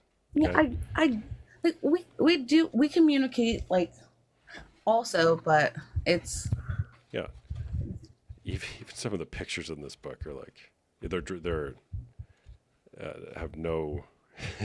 Oh, there's an eggplant. Yeah, it's these types of drawings. Okay, so it's like let's show this. All right. Here's my point: is if you're making the claim that we use porn to get educated about sex, I hear you. You're not wrong. But what I would offer to you is that there's other ways to educate about sex and what you're wanting to explore sexually with your partner than bringing other people into it. well, that's understood. Mm-hmm. I mean, I definitely get that. You made so my this book, point. this book, it's you made called it valid. What Turns You On by Alex Katahakis, and she's actually she's not anti-porn, just for the record. I didn't learn that until after I got this book, and I was on one of her webinars, and she mentioned pornography, and I asked a question on the webinar, and she's a PhD. She runs, it's like the Los Angeles Institute for Healthy Sexuality. Oh, here's the chapter on porn. And I asked her the question on her webinar. I don't know, there's probably hundreds of people on it. And and I just decided to let it go. Like I wasn't going to turn her webinar into my TikTok. Right. She probably would have kicked me off if I started asking her questions. But I just wanted, like, if anybody goes and buy this book, I'm not recommending it, by the way. I'm just saying there are resources out there. So take it with a grain of salt. Well, thank you for your time. I'll let you want to go stay on and to hang more out? important matters. Yeah, I'll stay and hang out, but you know. All right. Yeah, and if you do want to buy it, I think there are a lot of good things in here that we can learn about, like how to have these conversations with our partners. But again, if and when you come to the part about porn, she says, in many ways it's opened up. Well, I'll just read this page. Internet pornography is more popular now than ever. In many ways, it's opened us up to a myriad of possibilities for experimentation and experiencing sexual pleasure. In other ways, it's shut us down, making us self-conscious and full of comparison to bodies and activities that we fear we can never achieve. There are endless arguments about whether porn is, quote, good or bad, but ultimately you have to be the judge of whether there's a place for porn in your sex life or not. That's one of the things I disagree with her on. I don't think that introducing other people into your sex life is something that I would say is appropriate, but some people obviously do. Here are some questions to ask yourself. What do I like about porn? What turns me on? Do I know why? Do I care to understand why? Can I freely share my sexual tastes with a partner? If not, why? How many times a week am I watching porn? What's the purpose of watching porn? Am I isolated watching hours of porn on end, or watching it daily, ignoring other activities such as connecting with friends or family members? That's an addiction question. Are you addicted to it or not? Does porn usage add to my well-being, or do I feel bad about myself afterwards? Do I think I have a problem with it?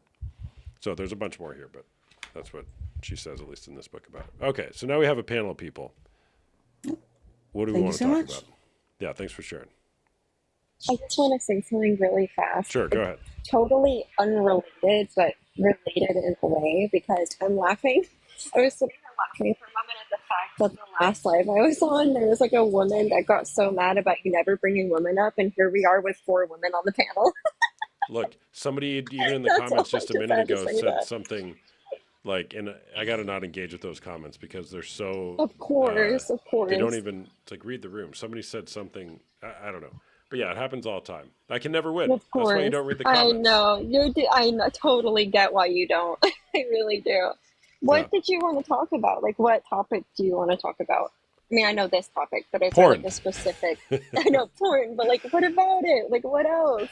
Anything? Yeah, all right. I feel like there's a lot of people, most of the women on the panel right now have either gone through, I feel like we've all gone through some form of having a partner that has really, affected us in that regard of not listening to our feelings and things like that. So do you have any... Well, here, let's ask the chat. Chat, what do you guys for that? want to hear from the panel?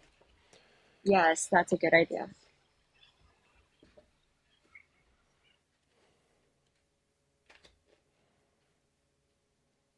Fears surrounding sex. What are your anxieties when it comes to sex?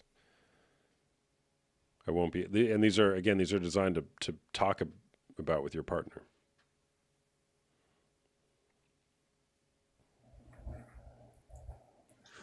I guess I have Oh, go ahead. a topic that we could, or well, I don't know. I just saw a comment that was like, or somebody asked like how to recover from betrayal, the betrayal aspect, like from our perspective of being the ones being betrayed. I guess we could talk about that, or more so like how to go about like setting boundaries around it. Does that make sense? Is that a good idea? Yeah. I So don't healing from betrayal with regard to boundaries. Well, you I said guess something, so. Mackenzie. You indicated you're still struggling with this. Could you tell us more about that, like with your husband?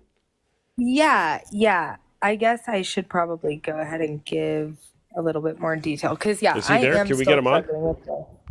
My husband is not here, so we're actually currently living separate. So we're separated right now. But my husband and I got married a little over a year ago, and prior to like getting engaged, getting married, all of that, we had a conversation in which I made it very clear to him that pornography was like a very hard boundary of mine. I was not okay with pornography use in our relationship. I asked him if he watched porn, and he said yes, but said that it was not something that he had an issue giving up. At the time, I didn't really have any reason to not believe that. Looking back, that was probably stupid, but whatever. Anyways, Well, he probably was genuine in that, right? I would say, in my experience personally and with other guys, they actually do mean that. But then it's once it's an addiction. I'm not saying your husband was, but yeah. if it's an ingrained patterns, like they're not going to be able to stop without help. So Right. Yeah. Well, yeah. So fast forward a few months into our relationship. So we got married last August. March of this year is when I found out that he was watching porn. I'd asked him about it a couple of times the weeks leading up just because I had a suspicion. And he lied to me about it. But then I found out that he was watching porn. And at first, and looking back, I do think that he was genuine at first because he started meeting with somebody. He wasn't doing like therapy with like a clinical therapist, but he was meeting with somebody from our church. We're both religious. We started doing like marriage counseling with our church. But the pornography continued, and it was just, we were living in this cycle where he would apologize, but not very genuinely. It was never very never a very sincere apology. But then he would continue to lie about it. I'd catch him. It was just a cycle over and over again until it got to a point in July where I kind of was like, okay, something's got to give because we can't just keep doing this. And at that point, it was like a weekly thing where I was catching him. And he got to a point where he was like, I just don't see it as wrong. I don't think it's wrong. I don't see a problem with it. So that was actually the truth for him all along. He Right. didn't Yes. have a problem with it, and he was gesturing at the fact that he wanted to help. Correct. Yeah. And so he even told me then in July, he was like, I don't understand why you see it as wrong. What's and that's your when I faith? felt- You said you're religious. What's your faith? We're both Christian. Okay. But when we first met, he was a non-believer. So he's a very new believer. And I say that loosely for him because now throughout our separation, and he struggles with other addictions as well. And was sober when we met and got married and relapsed a couple of weeks prior to us separating. Anyway, and is still he's a recovering alcoholic and is still struggling with that. And there's just a lot of addiction issues in his life right now. But specifically with the porn, like the position we're in now is July. Like July is when he told me, he was like, I don't see it as wrong.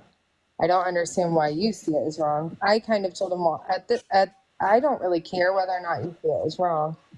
What I do care about is if your wife is telling you that you're doing something that is hurtful to her and you have the ability to not do it, that you should want to do that. That resulted in a big argument. He's actually the one who initiated the separation. The day he left, I actually found out we're expecting our first baby. So, and I also don't really believe in divorce. So my personal preference on that, for sure, I don't mean that to offend anybody, by the way, but just my personal preference, I don't see this as a reason to get divorced, at least not right now. So my hope is to reconcile. We've been separated since beginning of August, and it's been very up and down since then. Again, like I said, he's continued to watch porn, but also struggle with alcohol and just a lot of other addictions and whatnot.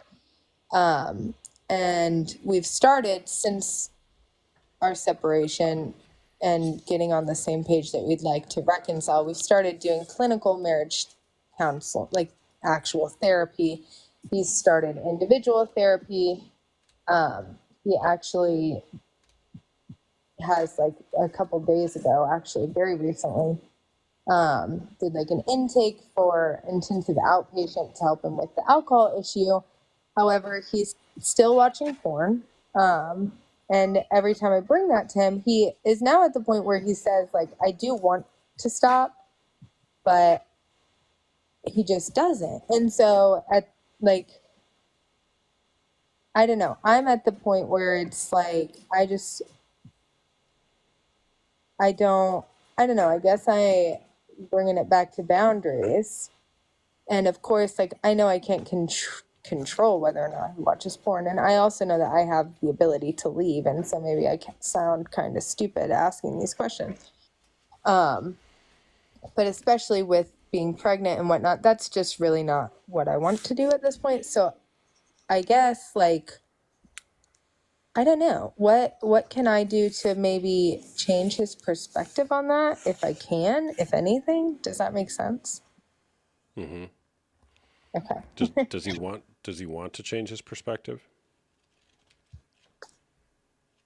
I don't know. I mean, he says that he wants to, like, he does say that he wants to understand why it hurts me. And he wants to understand why it's wrong. He has said, especially in these like last couple of weeks since he's been like taking the idea of getting sober more seriously, has been saying like he doesn't see it as wrong, but he realizes that it obviously is wrong because I'm telling him it's wrong. Our therapist is telling him it's wrong. Like he knows that like apparently it's wrong. He just says for him it just doesn't click. Mm-hmm.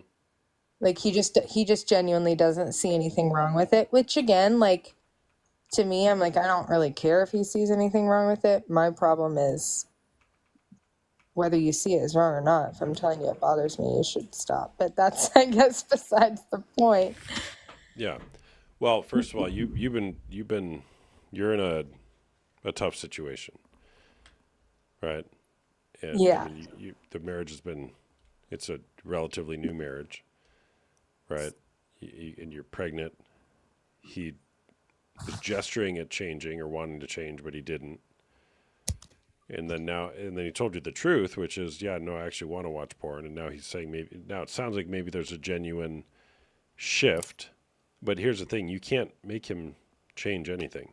You can't make him see anything differently unless he wants to. Right? You've learned that. Yes. Very much so. Yeah. You said you guys are doing some actual like clinical counseling. How's that going? Yeah. It's going okay, I think an issue that I struggle with is not being very patient. And so it's still very new. And the therapist that we're working with, we've done like 2 couples sessions with him. And then he also wanted to work with us each individually, specifically my husband, more so just surrounding all of his addiction issues. So that's kind of where we're at now. And that's more so been focused, at least to me, it seems like more heavily on like his alcohol use, which again, I don't know, maybe it's just me being impatient because I'm not seeing results overnight. But it seems to be going well. At the same time, it's like, okay, well, do I just sit here and wait forever for him to stop? And he gets the impression that like, oh, I'm just going to keep watching porn. And then whenever I decide to stop, my wife will just be there waiting for me. Cause it's like, I don't want him to have that impression. Does that make sense? I mean, it's going well. I feel like there's been progress in our marriage, not with the pornography though. And that's really been like, I feel like that is what has destroyed our marriage. And so I'm like, well, if there's no progress with the porn, we're just going to continue to end up here. Yeah. Well, what are you wanting to be different?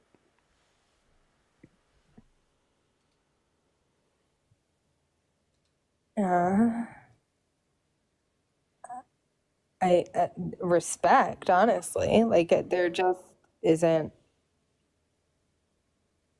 There's just like there's a lack in we're just not on the same page. Mm-hmm. Yeah.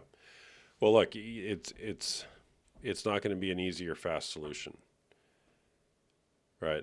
First of all, and oftentimes it hurts more before it hurts less. Yeah. Have you really come to terms with the betrayal? Like No. I'm experiencing you talking about it very much up here. Like these Yeah. are the facts of what happened, but not dropping into what does this actually mean for you? Oh yeah, no, I haven't done that at all. Yeah. Yeah. That's where you'll find your power is to be able to discover that and voice that, to name that. And it's hard. It's scary to do that. Sorry, I'm like trying not to get emotional on here. Why? Why are you trying not to be emotional?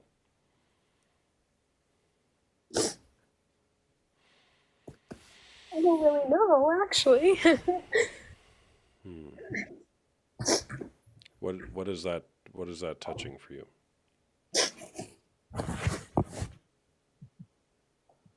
I don't know. I don't know. I think it's like, I don't know. I think I feel very stuck.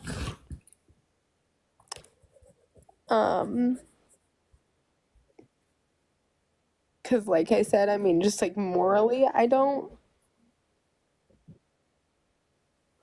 know. I feel very stuck because I feel like it's like I either have to continue to allow my boundaries to just completely be crossed, or I have to make a decision that goes against my own morals, my own values, and leave my husband, which I don't want to do. So I think I'm just in a spot where I would rather just not deal with that so I don't have to make that decision. Wouldn't that be nice? Yeah. Yeah. Yeah, there's one of the books that I reference a lot for betrayal is The Betrayal Bind by Michelle Mays. And I read this in my group a couple of weeks ago, but she says basically it's a lose-lose situation the way that you might see it, a betrayed partner might see it. We must come to a place where we have built up our internal strength, resourcefulness, and resilience enough that we can tolerate the risk of loss that comes with movement towards healing. If we fully and freely choose to stay, we risk relational loss as we advocate for change and repair our relationship. On the other hand, if we fully and freely choose to leave, we will encounter the profound grief and loss of our primary attachment figure. And here's the gut punch. There is no forward direction for betrayed partners that does not include the risk of relational loss. Learning how to lean into our fear of relational loss is one of the core healing tasks. Yeah, I think that is definitely what I'm trying to avoid. Exactly. So instead, what we do is we freeze. Okay, I'm not going to do anything because all options suck. And your path out of this is picking an option and moving towards it. And it's going to hurt. Yeah. Here's the Oh, thing I with hate these that. decisions. What'd you say? I said I hate that. Yeah. Sorry. It's okay. Yeah. But well, so the question is, how can you begin moving towards something? Right? Yeah. The book's called The Betrayal Bind by Michelle Mays. It's one of the books I use in my women's betrayal groups. So you got some decisions to make. Like if you're like, hey, you know what, I'm going to fully give to this process to stay. Okay, 2 feet in, we're going to make this thing work, come hell or high water, or at least try. Right? But you also got to read the room. Like if your partner is just not showing up, not doing anything, if he's on one hand claiming to want faithfulness but behaving another way, you got to look at that. Okay. And then if you're committed to, you know what, it's time to move on. All right, 2 feet in. That's going to be hard. And you're going to have a baby. Yeah. Oh, yeah. And see, I think like even I don't know. I don't like when I'm faced with those two options, especially like thinking about the fact that I'm gonna have a baby and whatnot, and like it's been a year, and like we just started therapy, and this is not like I naturally lean towards the 2 feet in on working on it. It's just like you said, it's like I also can't fix a relationship by myself. So I don't know. Totally. The couples who I see make the most progress the fastest are where both people are involved in some sort of one-on-one work, and both people are involved in some sort of group work. Michelle Mays goes on in this segment to say, basically there's a fear response beneath this of not making a decision. She says, here's the secret to shifting fear. We do the thing we are afraid to do. It's like, yep, I'm afraid of it. It's going to be hard. It's going to hurt. But I'm going to do it anyways because I have to move forward into something else. Yeah. And I know I've been silent for a little bit, but like at the beginning, like in the middle of my 14-year relationship, I had to leave and separate myself. And, like I even had to leave my kids for a bit, just, take a deep breath to figure out who I was, to figure out who I am. Because I'm not just a mom. I'm just not a partner. I'm just not, I'm also my own person. And I lost myself. And sometimes that happens in the relationship. And sometimes, you just have to fully separate and then bring yourself back together if, your partner's willing to help the same, like he wants to put the work into, and make sure that like he figures out who he actually is as like an individual. That way you can build a better and stronger group together. For sure. Yeah. Yeah, absolutely. It requires both people to do that. She says, if there was any like 5-step program to heal from betrayal trauma, this is it. She says, for these reasons, betrayal trauma treatment focuses on helping move out of powerlessness into a state of personal empowerment by learning to set boundaries, managing our trauma symptoms, shifting our mindset and core beliefs, finding and using our voice, and asking for what we need are all part of effective treatment.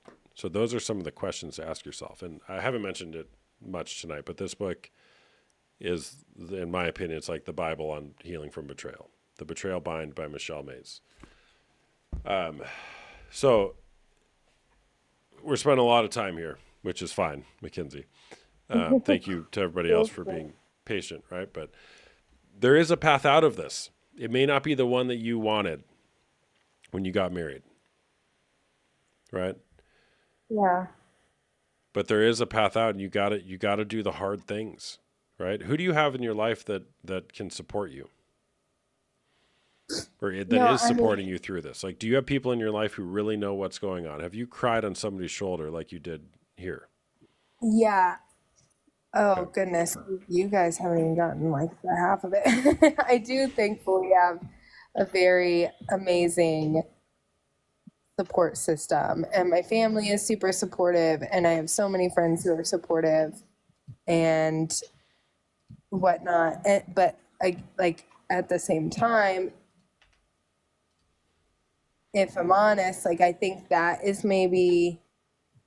And I mean, I don't mean this in a wrong way. My family and my friends and my support system that I do have, they would fully 100% support whatever decision I made. However, I do think that all of them are very aligned with me in my beliefs and my morals, and also don't see. They also encourage me to like stay and work through this. However, again, it's like, I don't know. I feel like I'm at a point where it's like I'm the one who has continuously been betrayed. I'm continuing to be betrayed. Yet I'm the one who is also doing all of the work to try and fix our marriage. And so it's like we're on this hamster wheel that is just one person is pushing it, and I don't know how much longer I can do it. Yeah. And that's a question only you can answer. Right? Yeah. And it sounds like your support system is not like overtly pushing you in one direction or another, which I think is really good. Yeah.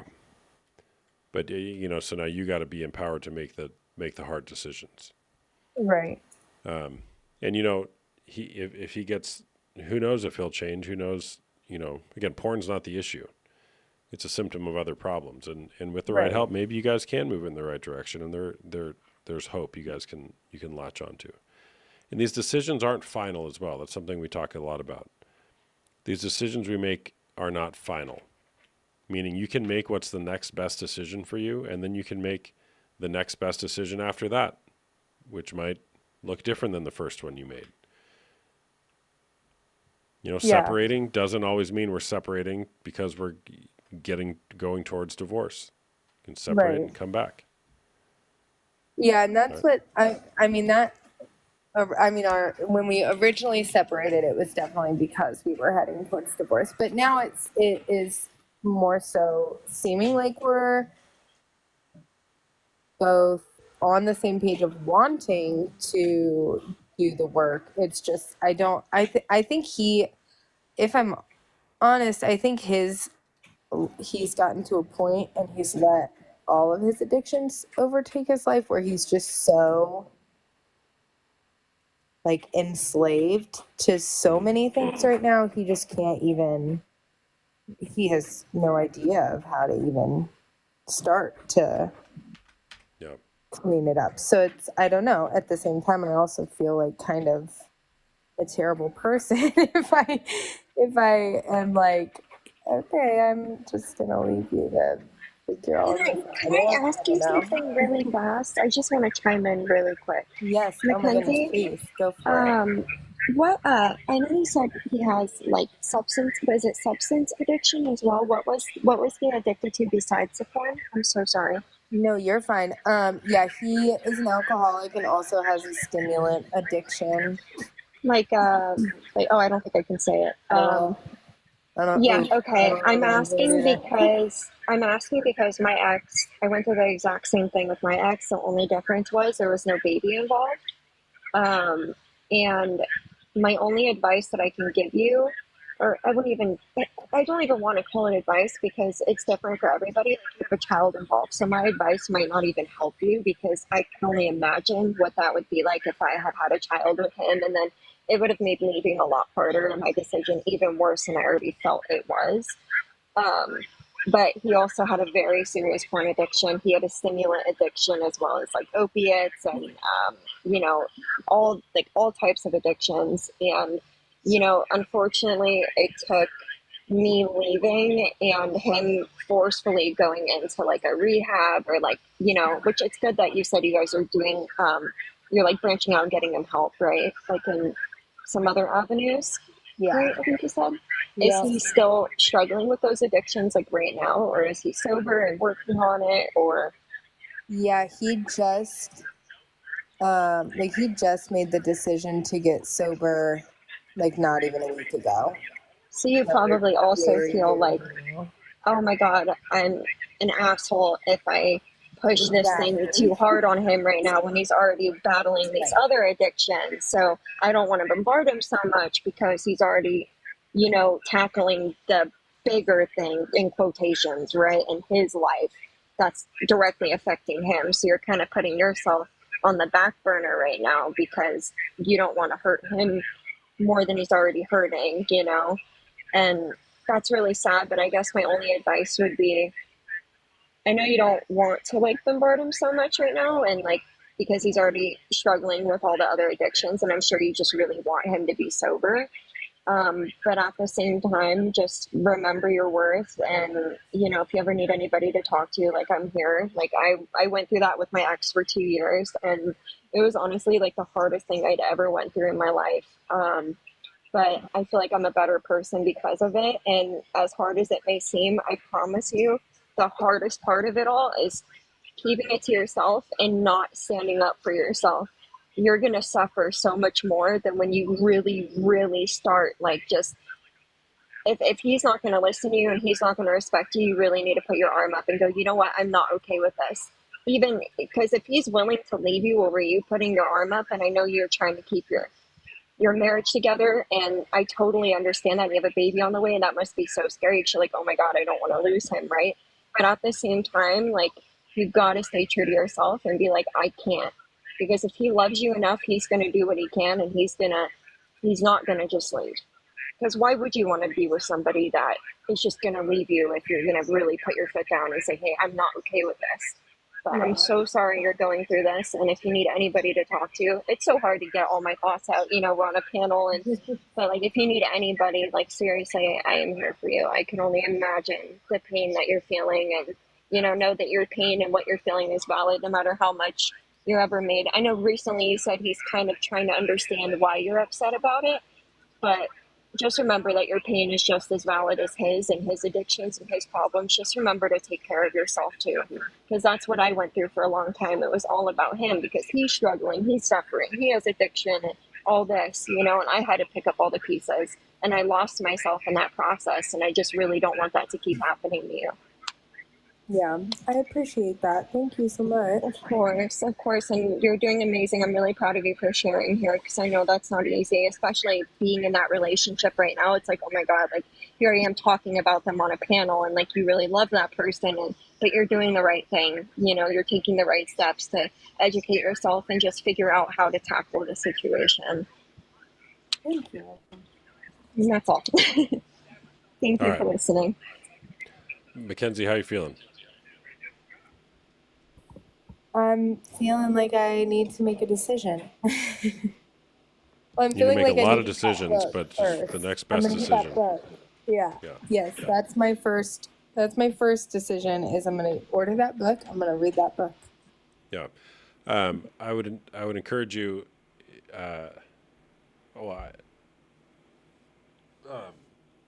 Have good community support. Okay, that's what I want to say. I have groups Yeah. for women. There's lots of ways to be in community, but one-on-one work, which you guys are doing, some sort of intentional community support around the betrayal. You said you're a person of faith. Sometimes churches have things like that. It's really important to be in community. Yeah. I know you have a support system, like people are helping you, and having ways to actually walk through it is really, really helpful. And that book is fantastic as well. So, all right, Awesome. I'm going to go to Thank bed. you.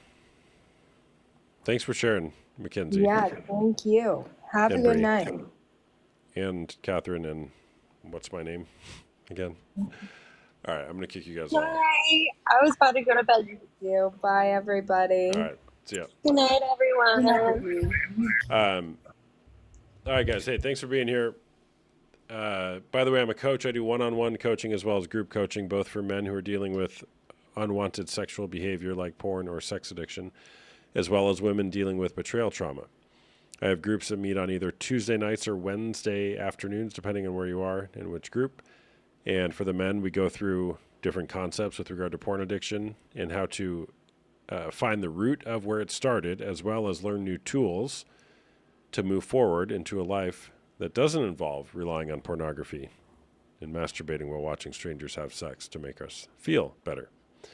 And for women, for the betrayed partner, we have a group where we meet, led by myself as well as other female contributors, where we can be in community with what's going on with the betrayal, and some of those concepts from the betrayal bind to be empowered to make good decisions going forward, as well as grieving what was lost, what you wanted to be. Share your story and hear other people's stories. It's just a great, both the men's and women's groups are a great environment to be in. If you want to schedule a call to talk about that, you can go to the link in my bio, and we can do a discovery call where we talk about your situation and maybe what recommendations I might have, or if it's a fit to work together. Or you can just join one of my groups if you want. It's $99 a month. We meet for an hour and 15 minutes weekly on Zoom. It's a great place to heal in community. Healing doesn't occur until it's witnessed empathetically. Do I do mental health therapy? I'm not a therapist. I'm a coach. Therapy is great. There's a place for that, obviously. As a coach, coaches tend to look towards where we're going with this. Therapy tends to draw awareness from the past. So, different modalities, but I'm here for it. I'm here for the conversation. Sometimes there can be some crossover in what we do. All right. Thanks everyone for being here. He says he does not need help. Well, all right. How's that working for him? All right. Thanks for sharing, everybody. Thanks for being here. Make it a great day or not. The choice is always yours. And give me a follow if you guys don't follow me already. Good night, Frankie. If you guys like my content, give me a follow. If you don't like my content, give me a follow anyways. Come back sometime and argue with the people in the comments. It always makes it more fun. And until next time, we'll see an unpopular opinion of the night. Unpopular opinion.